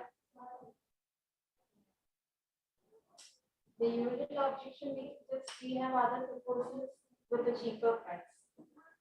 So what I'm going to say is yes, there are other proposals with cheaper price. Let me tell you an example of what happened recently. Like in Abu Dhabi, like even the client name, Abu Dhabi Defense, like we had quoted for them and then they got a cheaper quote. And they even called us back to tell like this is the thing. So we said okay. And then they carried out the work, but then they realized they didn't get what they were expecting and they got back to us. So what you can now say is, of course, there are other proposals with cheaper price. We have certain pricing plans as well. Would you like me to share them with you? So we have certain packages and certain different proposals as well. Would you like me to share them with you? And ideally, pricing negotiations always do face to face. Yeah, and ideally, when you do your pre-qualification right, when you do your NDAT right, you already know his budget, you already know who's the decision maker. Your proposal is exactly what he spoke from his mouth. If you find out what his budget is, your proposal is exactly what he spoke from his mouth. And normally before sending it officially, I also would love to meet him. I would always like to first show it to him that this is what I have made. Is this working for you? You need me to change something? You want something different in this? So always for my clients, I will meet them in person and say, I've got your proposal ready. But I'm not going to just send it on email, because if I send it on email, he will stop answering my calls afterwards. Because sometimes they just want it because they want the pre-tender quotes. And I'm not going to be just someone who's going to be putting in a quote for an audit purpose. So before I submit, because they really need that quote, right? I'll make it really fast, but I'll go and meet him and I'll show him that look, this is what I've included. This is the price. Is this working for you? Is this fine? Is this not? What do you need? Oh, you want the price going lesser, but do you still need all these services? Can I reduce anything from here? Can I make it? Can you show me someone else's? What are they offering? Are they giving you same apple to apple? Because it's not just the price, it's about what that includes. Then let me discuss, let me negotiate, let me explain him. Let's do that, clear it off. If I do this price and with all this, it's going to work, right? Now I'll go back, edit the final proposal and then send it. So that time again, I will be like, why, when would you decide? Is it now, fast? How would you want me to call? Follow up with you later and stuff like that. So before sending in the final proposal, I will say all these things I will check. Now for someone like Jitendra, because you have ready packages and ready solutions, unless you have your custom offers. So when you have your custom offers, you can negotiate that in person with them and say, this is what it's going to include and this is what it's going to be. Does this work for you? Everything confirmed. After that, you will send the final. Sometimes you can only send one email saying, this is the thing, this is what we agree, this is what we discussed. Let me know what from this should I remove, what from this should I put. Once you confirm everything, then I will send off offer. Why should I send an offer just for you to become a second, third, fourth? Sorry. I don't have time to make long proposals and stuff and nothing doing. Okay. And then you have everything in your collateral. So you will say, these are my testimonials linked from the website with your download link. These are the past this thing in from it. This is what the product includes. This is in the email body. Go study, research, spend some time if you want to work with me. And when he does all that and if he's interested still, well, even I want to work with him. I'm not here to beg for business. So that's all of it. You want to show your credibility, you want to do your thing, you want to prove it that he wants to work with you, and finally work with you. Any questions? Okay. So what we've done now is we've done questions, we've done how to get leads, how to do need the budget, authority, time, and then understand the prospect. We did a little bit of rapport building. We did open-ended questions. We've gone into follow-ups. We've gone a little bit into objection handling and follow-ups. What it takes into objection handling and follow-ups, and pricing. How can we make 3 pricing plans to make it a very valuable for everyone and anyone. And so that they don't negotiate too much on the low stuff. And you're setting a benchmark for your own price. Okay. And now this is more about understanding that you will have a yes and you will have a no. But it's about getting the yes and getting the no really fast. You don't want to be wasting 2 months, 3 months, and then coming to know that it's a no. You want to be able to get him to say no fast. Okay. And then some people say maybe. These are the worst of the lot. Don't say maybe. Say a yes or say a no. If it's a maybe, tell me what do you need to make it a yes or a no. Okay. But the most important thing is top 20% of your best customers, next 30% are your good customers. The last 50% are just waste of time.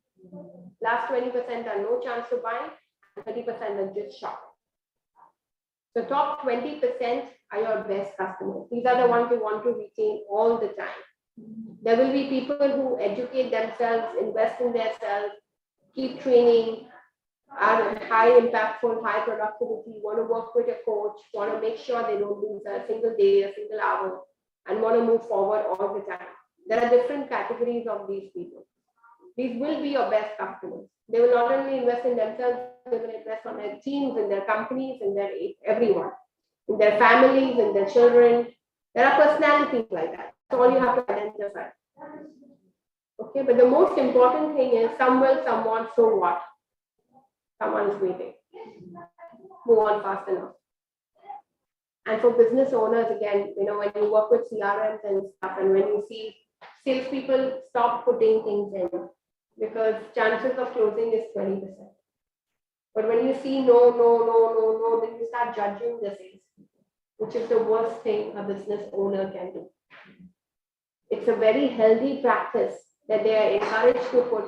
Your targets and your KPIs and your KRA should be on putting leads in. How many new did you build? How many new did you create? That's it. That should be the target. It should not be about how many you closed and how many you converted. Not needed. If you have a proper CRM which measures every lead that was created, then you use those email addresses and do your email campaigns. Then you do your call center strategy and call them and stuff. When you keep this, 80% of the leads that did not close are always more important than the 20% that closed.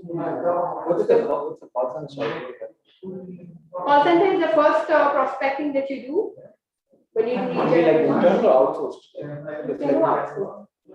But normally, quality internal is always very good. But you can have interns from school, colleges, they pay hardly anything, full of energy, they scripts, and you give them a script. So today what you did is your script. When you have a carried out script, anyone can come and start working. And how a best way of organization succession planning is when you first do it and you figure it out, she did the training today, you give her the script that you made together, and she will start using the scripts and she will. Then get someone for her. Then they will start using the scripts and she will mentor them. And then she can do the next level of technical presentation and this and this. Then as soon as these guys, you always keep having a layer down. Because that's how, otherwise you'll be doing everything. And you are the bottleneck in the company. The minute you don't pass on enough, and you don't empower her to do, and then she doesn't have enough hands, it's not going to work. Because there are some things which just take time. And it's about having that Google sheet and having all the emails. You just pick up those emails and send the emails. Everything tells you how many people open, how many read, how many didn't, how many were. You can blast through the marketing software, whatever. Yeah, even on the formal email you can send. They also on Outlook also you can see how many open, how many Can didn't. you put washroom break? When was the last We're almost done. last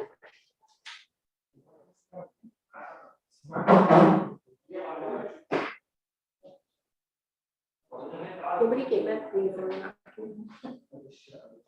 Sometimes they come, most of the time they go. But anyway. So it's always a 40-60. The win lose. From your how many you will win from a pipeline that you send to go. And from the ones you lost, 20% will go to competitors, but 40% will happen. And this is common sense. No need to beat yourself down saying I'm a bad converter, my conversion ratio is low. No need. There is no space for that nonsense in your mindset. Just move on. It's okay. Just work the numbers. That's it. Some will, some won't. So what? Fine. Move on. Don't let it beat you down. It's just quickly about new customers and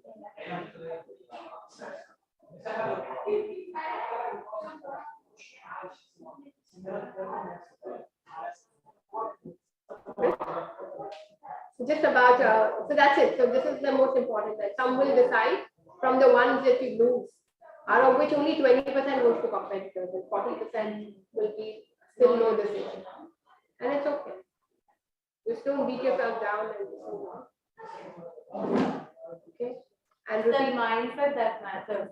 Yeah, it's your mindset and it's just about creating new leads. So 80% of the people, companies, they're not talking to anyone new than what they were already talking to the last 3 years. So you said you are getting only incoming leads.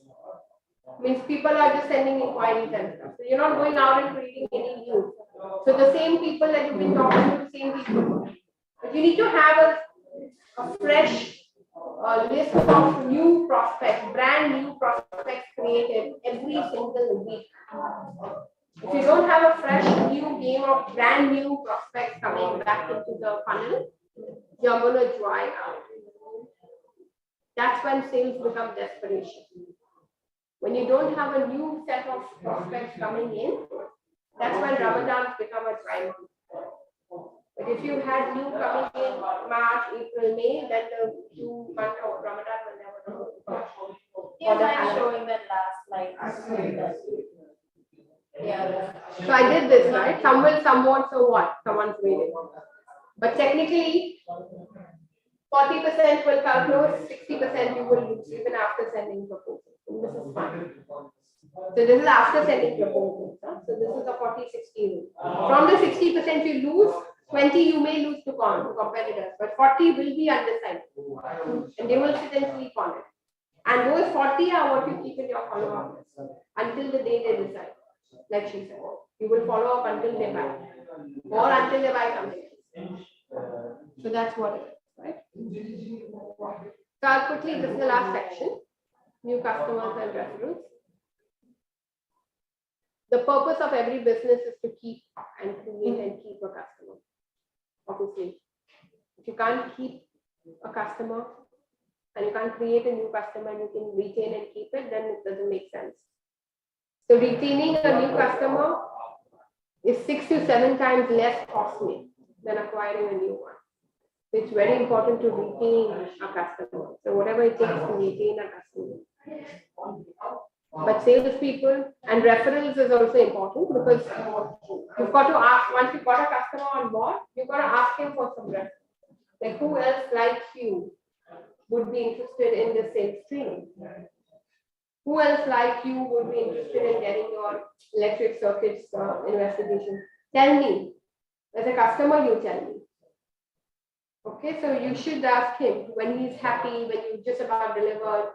At that point, go with a paper, tell him, can you give me 5 minutes of your time? And you say, all right, are you sure you can give me 5 minutes of your time? Yalla done. Sit across the table and say, here's the paper. Write 3 names. He's giving me 5 minutes anyway, we don't have anything else to do. And if you pick a phone, see who you can think of and just give me 3 names, 5 minutes. Give me someone that I can call, someone like you, someone from your circle. I'll change come back to you, doesn't work. He will never send it again. But at that moment, when you're face to face, give him a paper, please write for me now. Something like that, something very simple. 91% of the customers said they'll be happy to give referral. Only 11% ask. So if I would ask you for referrals, if someone would ask me for referrals, would we be happy to give or not? Would we hardly ask? So we love referrals. So referrals and retaining customers. Okay, so sometimes you need to in your structure have dedicated team who's looking after existing customers. They are the account managers, the relationship builders. They're very important. The AMCs, you know, the reader. You've got to have someone calling your existing customers. And then you've got to have someone who's full on looking for brand new customers. If you do these 2 things, your sales cycle will. Have someone full-time looking for brand new customers. The job is only to bring customers in the funnel who's never been there before. And then there's someone who's only looking after your existing customers. Maintenance, AMC contracts, renewals year on year. And then they will go to them and ask for referrals. That's it. Their job is to build a relation, make sure it's delivered, whatever, sit with them, have coffees, just make sure it renews and make sure they give you referrals. So they should have a referral target and they should have a renewal target. And there should be someone who's only doing new leads. And then there's a pre-sales person who's doing the technical presentation. And there is a salesperson who's going and making closing. Because the funnel is opened by the person who's doing new leads, who's researching and bringing the leads in and Facebook or whatever leads are coming and stuff. There's one person dedicated to making those cold calls and this. And then there is a salesperson who's going and doing the presentation and closing it. So 3 people is all you need. One person who's full on looking for new customers all the time. One person who's doing a technical presentation and closing the deal. And one person who's looking after close maintenance customers, or making sure he has 2 targets, renewals and retention. These 3 people you have focused on only one job. Because the skill set in opening a new door is completely different than someone who will make a technical proposal and close the deal. And then someone who is going to be responsible for. And why most people ignore the last one for the renewals and referrals, because sometimes they don't bring anything. But if you make a Google sheet where they put the date, when was the last referrals you got, when was the last referrals and how many you renewed, the customer that you renew, it has to be a tracking sheet. When it's a focused tracking sheet, nothing will slip. Make a list of all your existing customers, make sure they're renewing the work date and all that. That has to happen. And from each of them, what are the new referrals? And then from each referral, how much converted? It's all in the number game. So we recap a couple of times. But what's the diamond?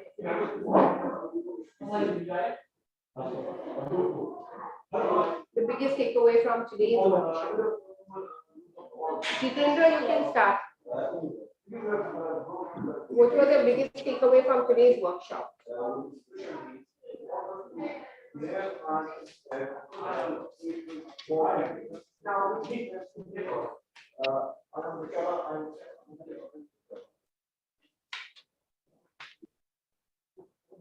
Jitendra will summarize the whole thing.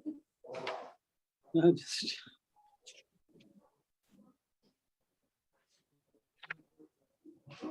okay, so there are a few things.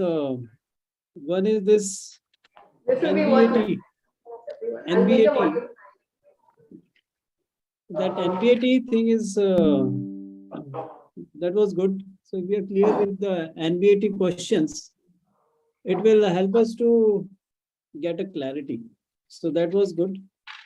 And then in follow-up also, that statistics of follow-up, the minimum four follow-ups needs to be done. So that was also a big aha moment. And third is the decoy effect. So these were Third was what? decoy effect. The decoy effect. Okay. The decoy effect,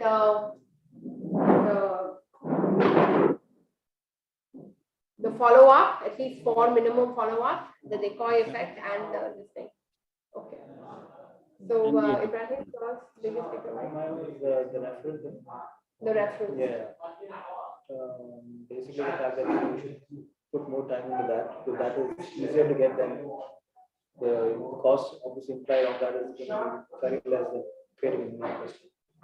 That's for sure. There was something else, but I don't remember what that is. I lost the deck. There was something specific that I kind of was really, I don't know what it is. For me, it's like moving forward, like I got a plan as in how we should plan. Like what I thought was like one person doing those 3 rules.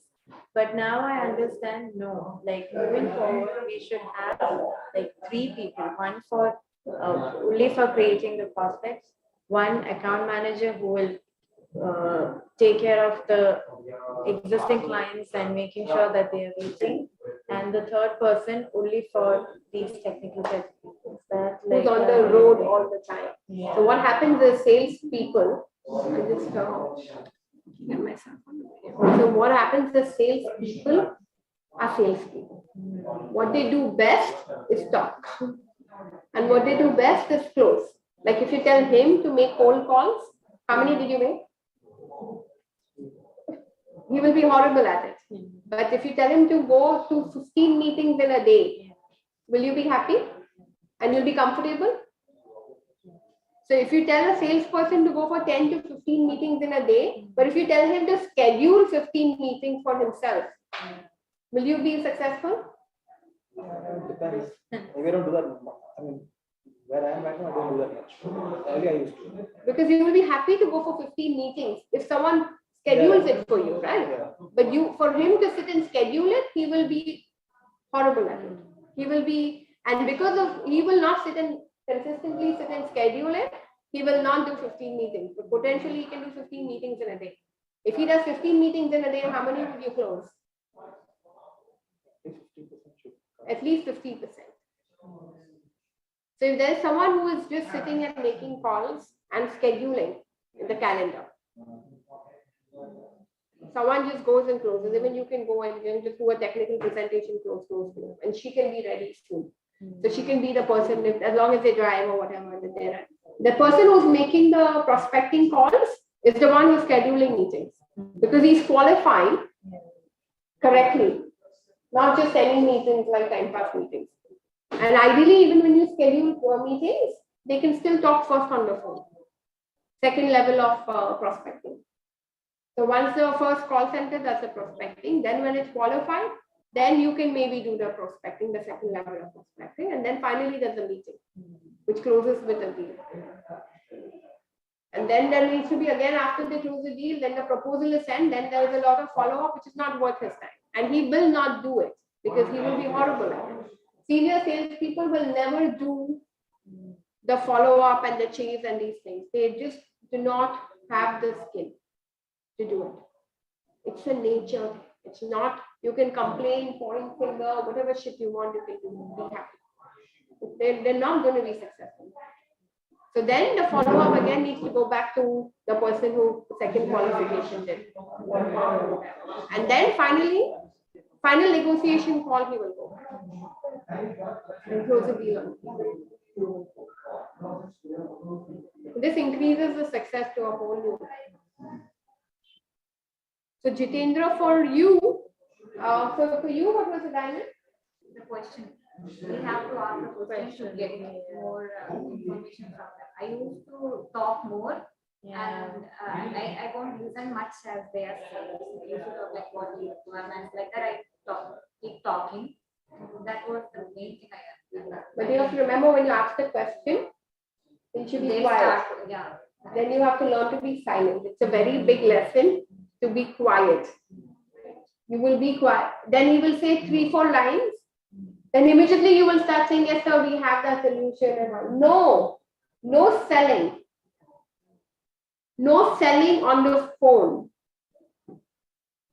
No selling on the phone. Zero selling on the phone, Jitendra.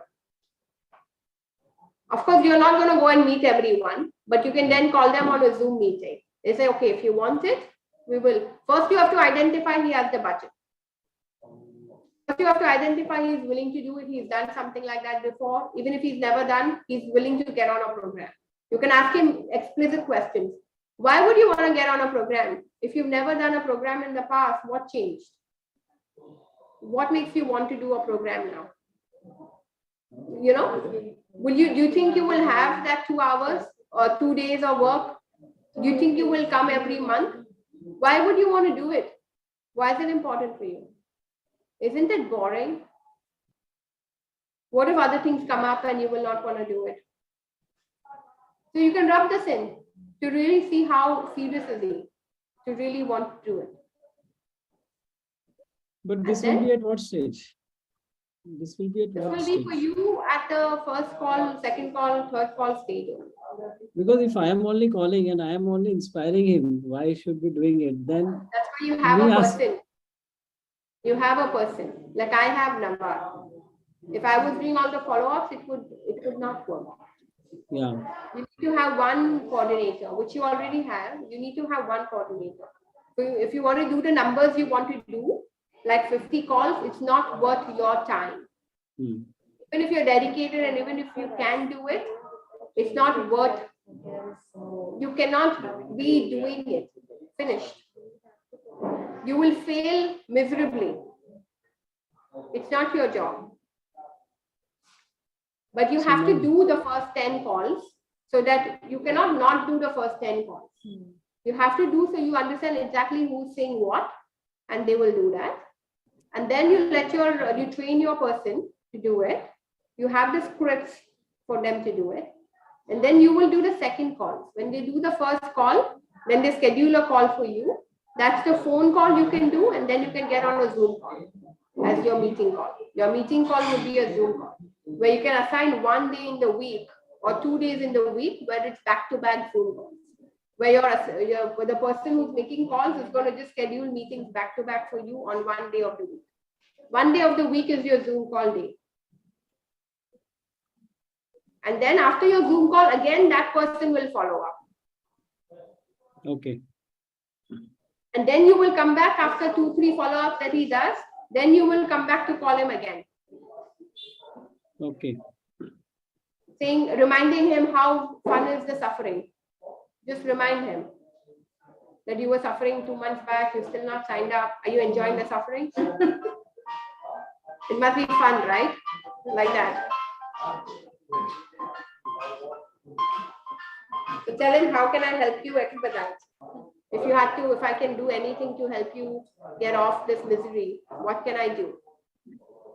Okay. No pitch. Ask questions only. Okay.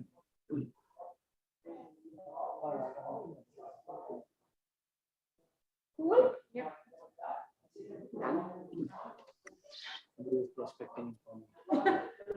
I know when they call so many times. I'm going to request you all for a testimonial, which is important. So if you all can give me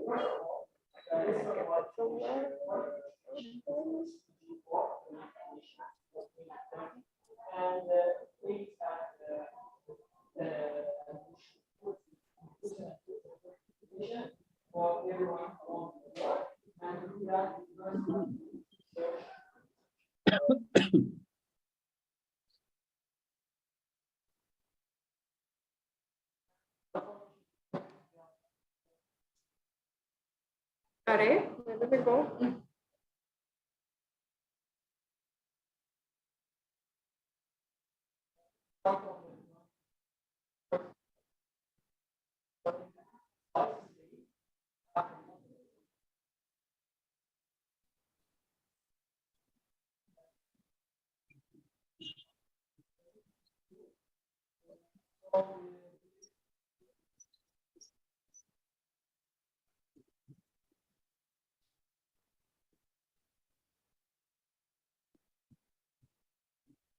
Delete it. Okay.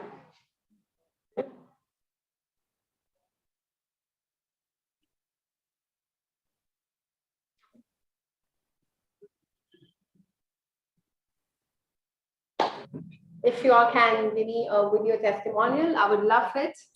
And it would be very helpful to me to put.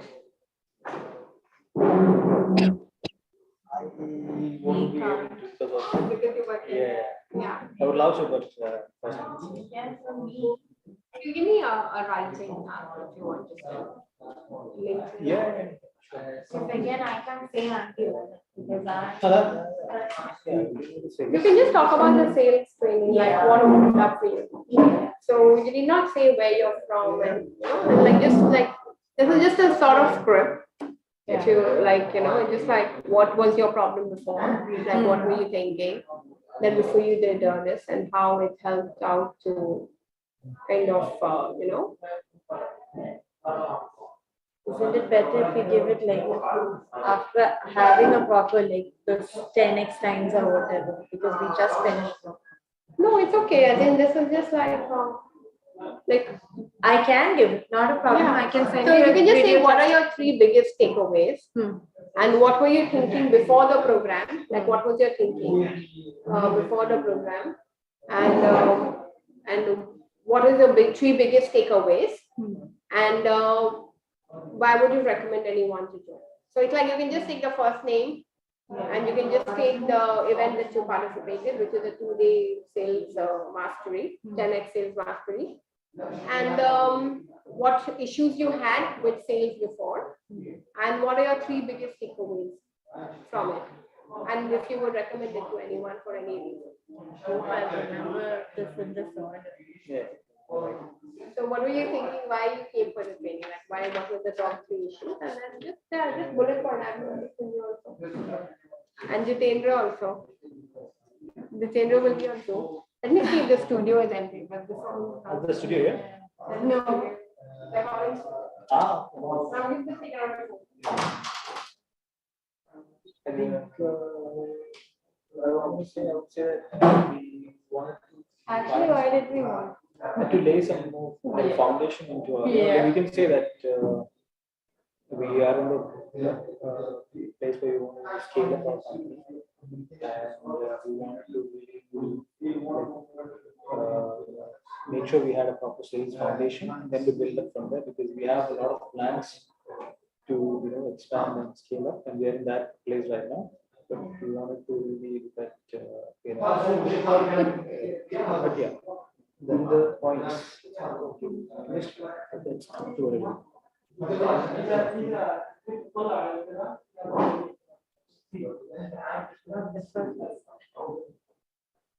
So Jitendra, where in India are you from? I am from Mumbai. Mumbai, is it? Mumbai, India. All right, wonderful. Have you been to Dubai or UAE before? Not yet. Not yet. All right. Hopefully, sometime soon, once you come over, just let us know. We can all catch up and meet up again. Yeah. Yeah, looking forward to come there. So, what were you doing before? I mean, before you started with the business, like what were you doing before? I'm a CA. I'm a chartered accountant, and I was working with bank. All right, wonderful. So I was giving loans to entrepreneurs. Okay, nice. So I was doing that till 2010, and since Okay. 2010 I resigned, and then I came into this human transformation work. Okay, wonderful. And So since how? then, yeah, since then I have been studying, researching on how to make people's life more happier, more joyful, more productive, more fulfilled. How did you So start that journey? Like, was it some personal? You had a personal experience, or you start? How did you start that journey? Like, I did had a personal experience when I was working with the bank. I was like, normally I was like looking for promotion, increments, facilities, all that thing. And then I happened to join one program. And after joining that program, I found that I was much happier. My relationships improved. I became a better leader. And I found overall it was a much better quality of life. And that is what I decided. This is what I want to do. To help people okay. live a better life. That's how I came into this. What did he say? You're chatting. Come. Jitendra, we're going to the studio.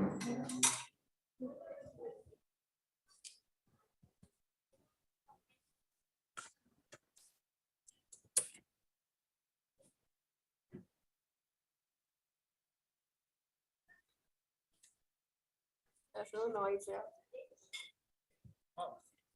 There's no noise here, thank God. This place is good. Amazing, the spaces. Sit, whatever you want. It's just very casual, okay? So.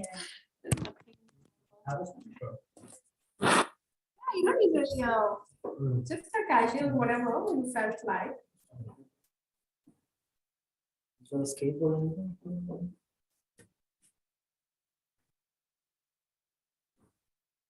Today, what rooftop sales? Rooftop sales. Connect sales mastery for CEOs and business owners. So we need the Connect sales mastery program. You can cover this one.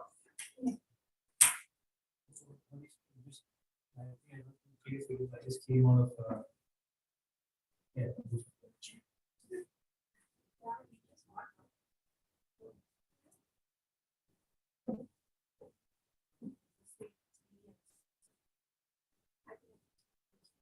You let it. Hi, my name is Reshma. Thank you.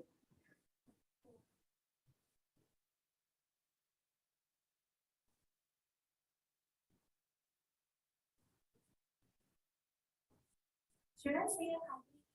Yeah. Then because I will do listings in your company. Yeah. Then you do 20x. 10x comes from this training. So it's a lot of yeah. So it will be on the listing. Unless you don't want it, then I will not. Maybe also market us. Yeah. Do that. Tell them what you want to do also. No worries. That's cool. You're in the business of this and stuff. You can say what your company does. And initially you say which like XYZ. And then convert enough or whatever. But this got a lot of clarity and the biggest takeaways have been what you say. And definitely recommend to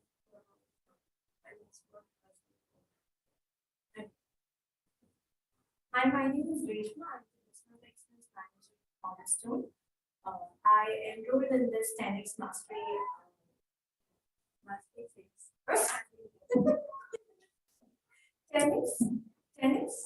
10x sales mastery. 10x sales.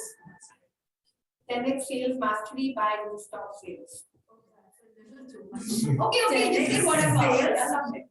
Or rooftop sales. Just say I worked with rooftop sales on a 2-day. I think I'll make this. Okay.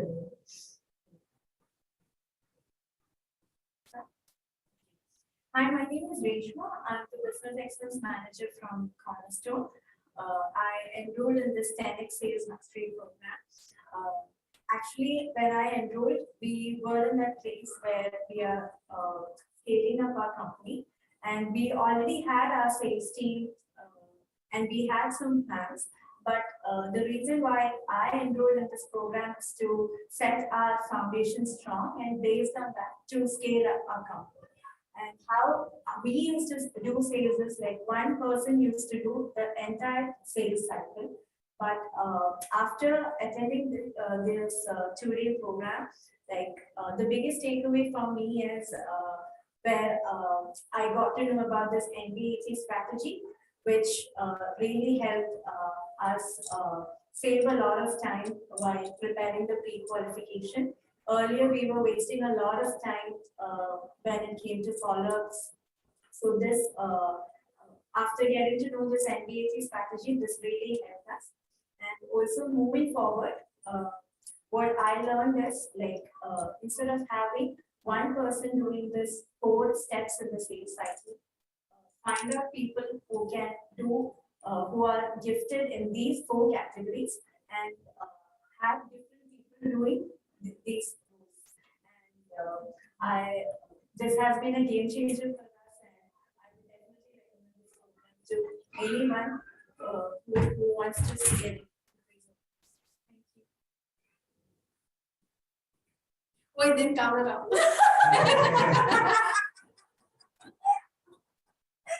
I think we each other was. But that was okay. It's perfect. It was lovely. Thank you very much. Yeah. It didn't count. No, it didn't.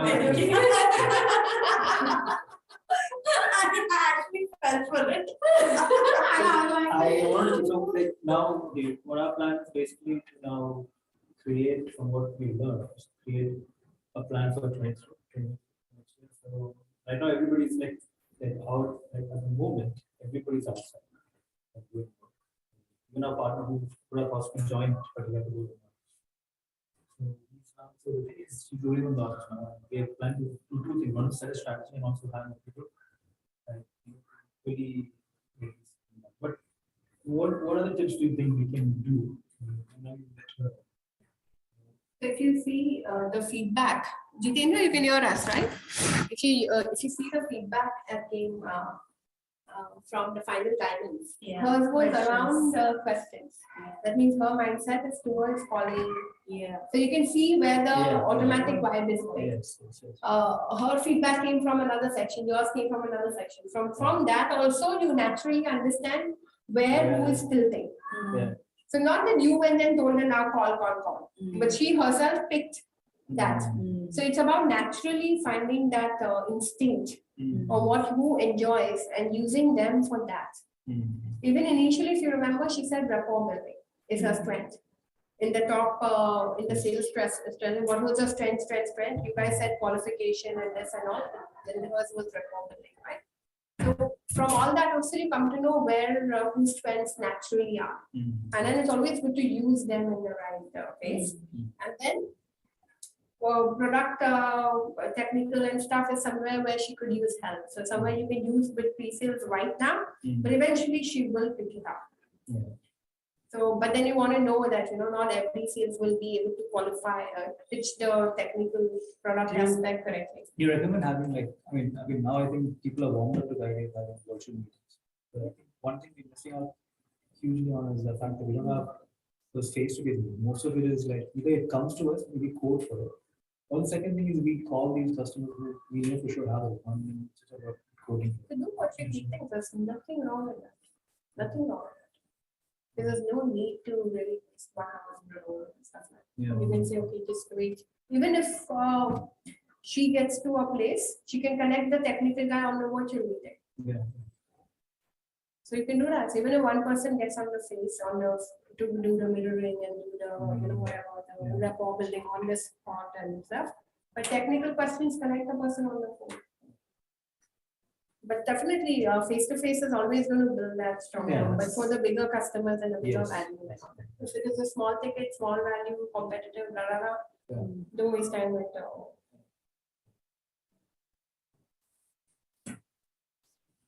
like while giving my testimony, I said as though like I just attended, and then I made it as though I attended it like We have all 6 clients, years we back. have clients who Yeah. are there also.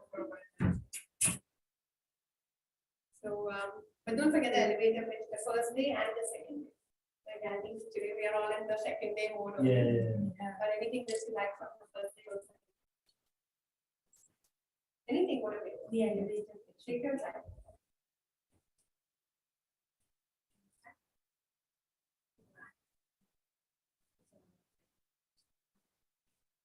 Hi, my name is Annika. I'm looking at sales on.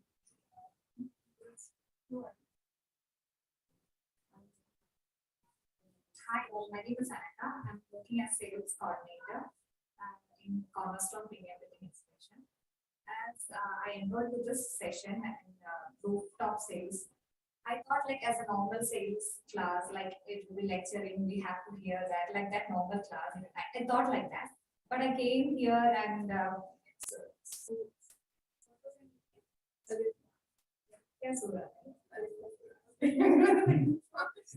No, Alif, yeah.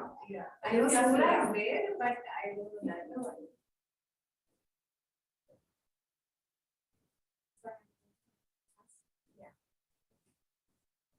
You want to go from continue? No, I'll have both.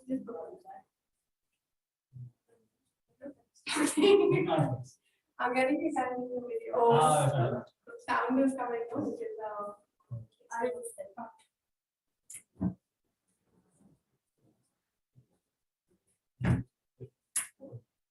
just one minute. Hi, my name is Annika. I'm a sales coordinator at Cornerstone Premium Building Inspection. Like, I enrolled to this sales training, rooftop sales training. Like, I thought like when I first came, like it will be a normal sales class, like this blah blah lecturing, and we have to hear that, and we have to go, and we'll do the usual things like that. I thought, but when I came here, this class was like was so productive, not like any other class I met. Like it was, I used to know how I can go as a new trainee, new joinee, how I can go through the sales pipeline, how I can achieve the sales closing target and everything. I came to understand more. Like I have an idea to do like this, but I got a picture like how I can achieve my sales target and everything. And I use like more questioning. I don't like to hear what the clients are saying. I more like to explain everything on my part, like my service and all. But from this training and all, I could understand that I have to hear what they're saying, and more about the sessions was so productive. Like I can understand more.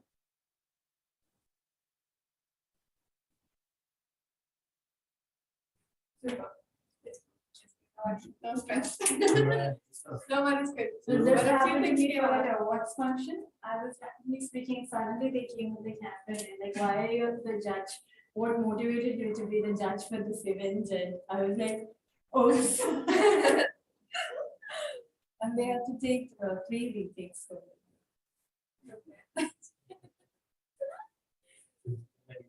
To the Zoom call. I'm recording on this thing only, YouTube, already. That's the best amount of place in YouTube now. Will be good. Yeah. If you have any questions, please, I'm always available 24/7. Probably for our strategy. Yeah, once you create something, we can run it together. Once you create an elevator pitch, find one, share it with me.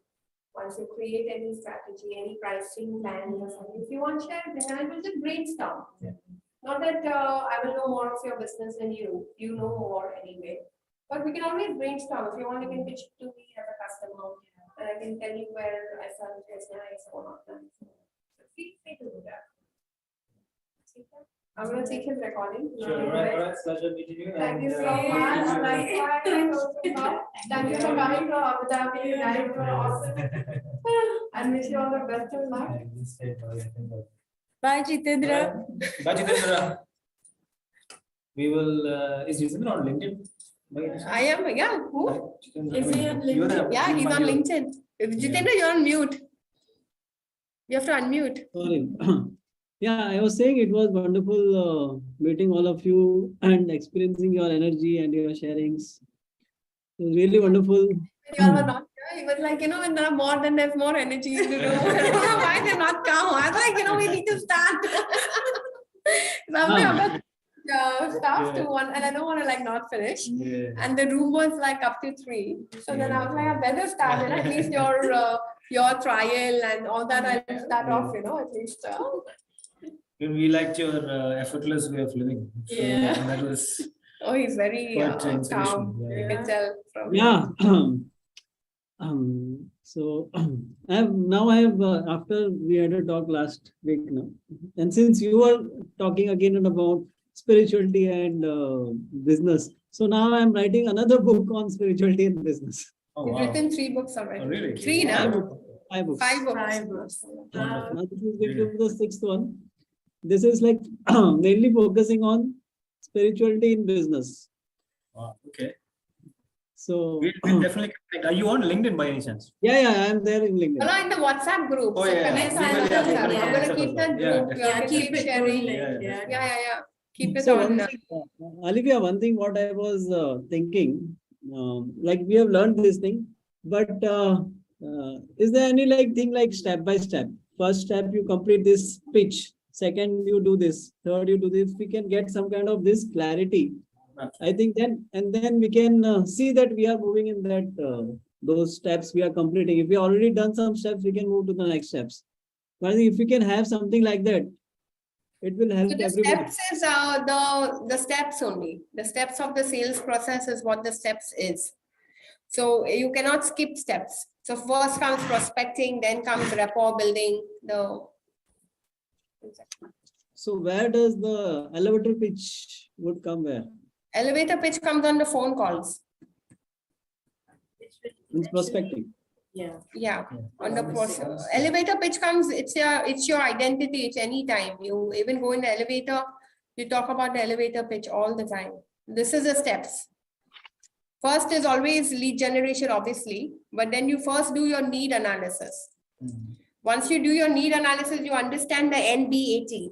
You understand that is this the guy who has a need? Is this the guy who has the budget? Is he the right authority? Is he going to buy within the time that you need him to buy? If he's going to pay you money after 3 years, what's the point of talking to him today? You will let the other people build that customer. When he's ready to pay, you go that time. Sometimes I like to go in a deal last. Let everyone else do all the homework of teaching and educating and all. I'll come and do the last deal and leave in 1 hour. Into 1 month, I'll close my deal and leave. So why should I do 6 months of education? Because you only have so much time and patience. So I wait for others to go and do. So sometimes when your product doesn't have competition, it's not good. When you have competition, at least the competitors are doing everything, and then I'll come with my irresistible offer and take the deal. Where I'll build my rapport and all and finish. So once you do need analysis, that's the step 1. On the phone, need analysis is not done face to face. It is done on the phone. Okay. By the call center, by you, by your first level of calls, and then the second level of calls. So once your first is all the thresholding, you remove all the garbage, all the feathers, Then qualified need analysis 1 more before on the call. Then you go for a meeting. And on the call, somewhere you want to build a rapport. Okay. And then you build a rapport where you emotionally connect with that person on the phone. So technically, when you have that little rapport, you get to know his family a little bit. So 1 or 2 calls before. Then presenting solutions ideally is over a meeting first, and then you prepare a quote and send later. So depends on what's the value. So for your sort of a product line, they already have your links in the website. So for your sort of a product line, Jitendra, for example, even for my sales training, I don't sometimes give the price from the start. I will run ads and tell them all the pains, and I will tell them, are you interested? So you are doing converting leads, right? So he's doing conversion leads. So when people already pay the money, then only it comes to him. But I like to just throw it out there, saying, is there an issue? Then come. Why? Because I have someone who can call.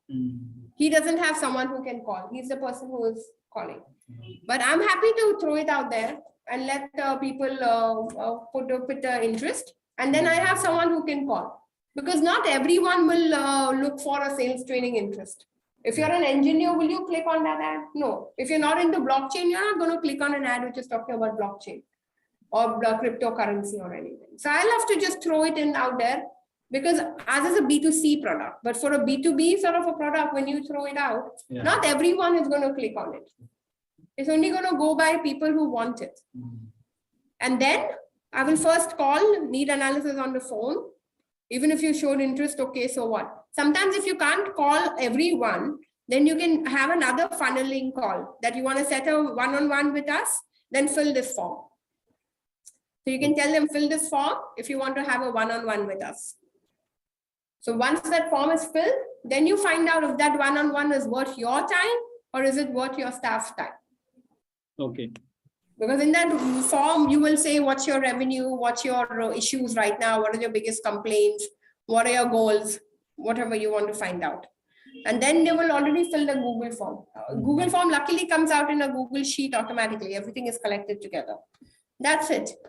Then you will meet him or you will meet him on Zoom and then you will create a customized proposal and presenting a solution to him. Then once you present a solution, before I present a solution, I want to make sure my price is what he wants to agree to. My offering is everything I've included is already. So I like to reconfirm everything before I send it off on email. Because once I send a quote, normally for commercial, for industrial products, the people will stop calling you back. But before I send that proposal, I will make him beg me. I will make him plead to me. I will make him understand that he really wants it. And I will make sure that whatever I'm giving is something that is in line with it. And when I give it, I will want him to tell me that this is what he's got from other people and what else is he comparing me to and what is his level of whatever. I will make sure I know everything about who else is my competitor. Then after that, there will be objections. Because after you send your quote, he will say, I don't want it now. It's not urgent for me. I don't have the time. I don't have the money. I don't have whatever. Then this is the time when you have to remind him everything he said in the opening meeting. Where he said, my family is not meeting me on the weekend. And, in the need analysis, when you went to the past frames and the future frames. So all those past frames and the future frames, you have to remind him at the objection level again. That now you're telling me it's expensive. But what about the time when you said your family is not getting enough time with you and things like that, or your boss is feeling that you are a substandard and, what about that promotion you were looking for or just that, then you close that sale. So when you close the sale, that's it. When your objections are answered, finish, the sale will happen. Again, in the sale, I just told you to remember that not every sale will be yours. And there's no need to beat yourself down. Yeah. But understand only 40% you will close. In spite of doing everything right. So it's all right. And then it's about repeat sales and referrals. But you can't directly go to repeat sales and referrals without doing, and you can never go to presenting solutions without building rapport. Nobody will buy from you until you build the rapport. And to build the rapport, you will have to show your books, you will have to show your credibility, you will have to show why not others, why, all that. So you will have to build that entire credibility. So this testimonials, and someone speaking in a video is always more powerful than someone writing a statement.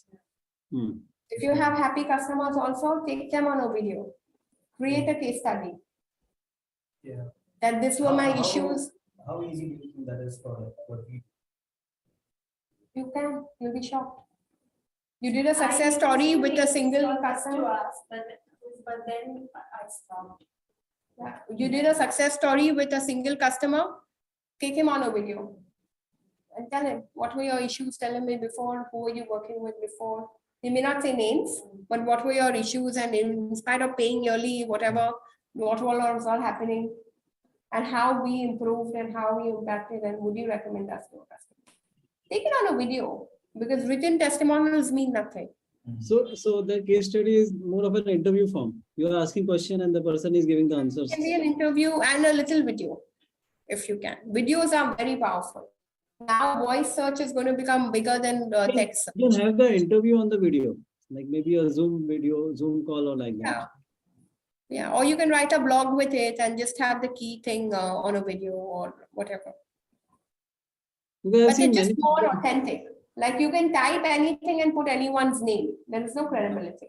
Yeah. But if someone is speaking, nobody can say nahi ye bana diya, So I'm just suggesting, but of course, even a written is good enough. Even a text is good enough.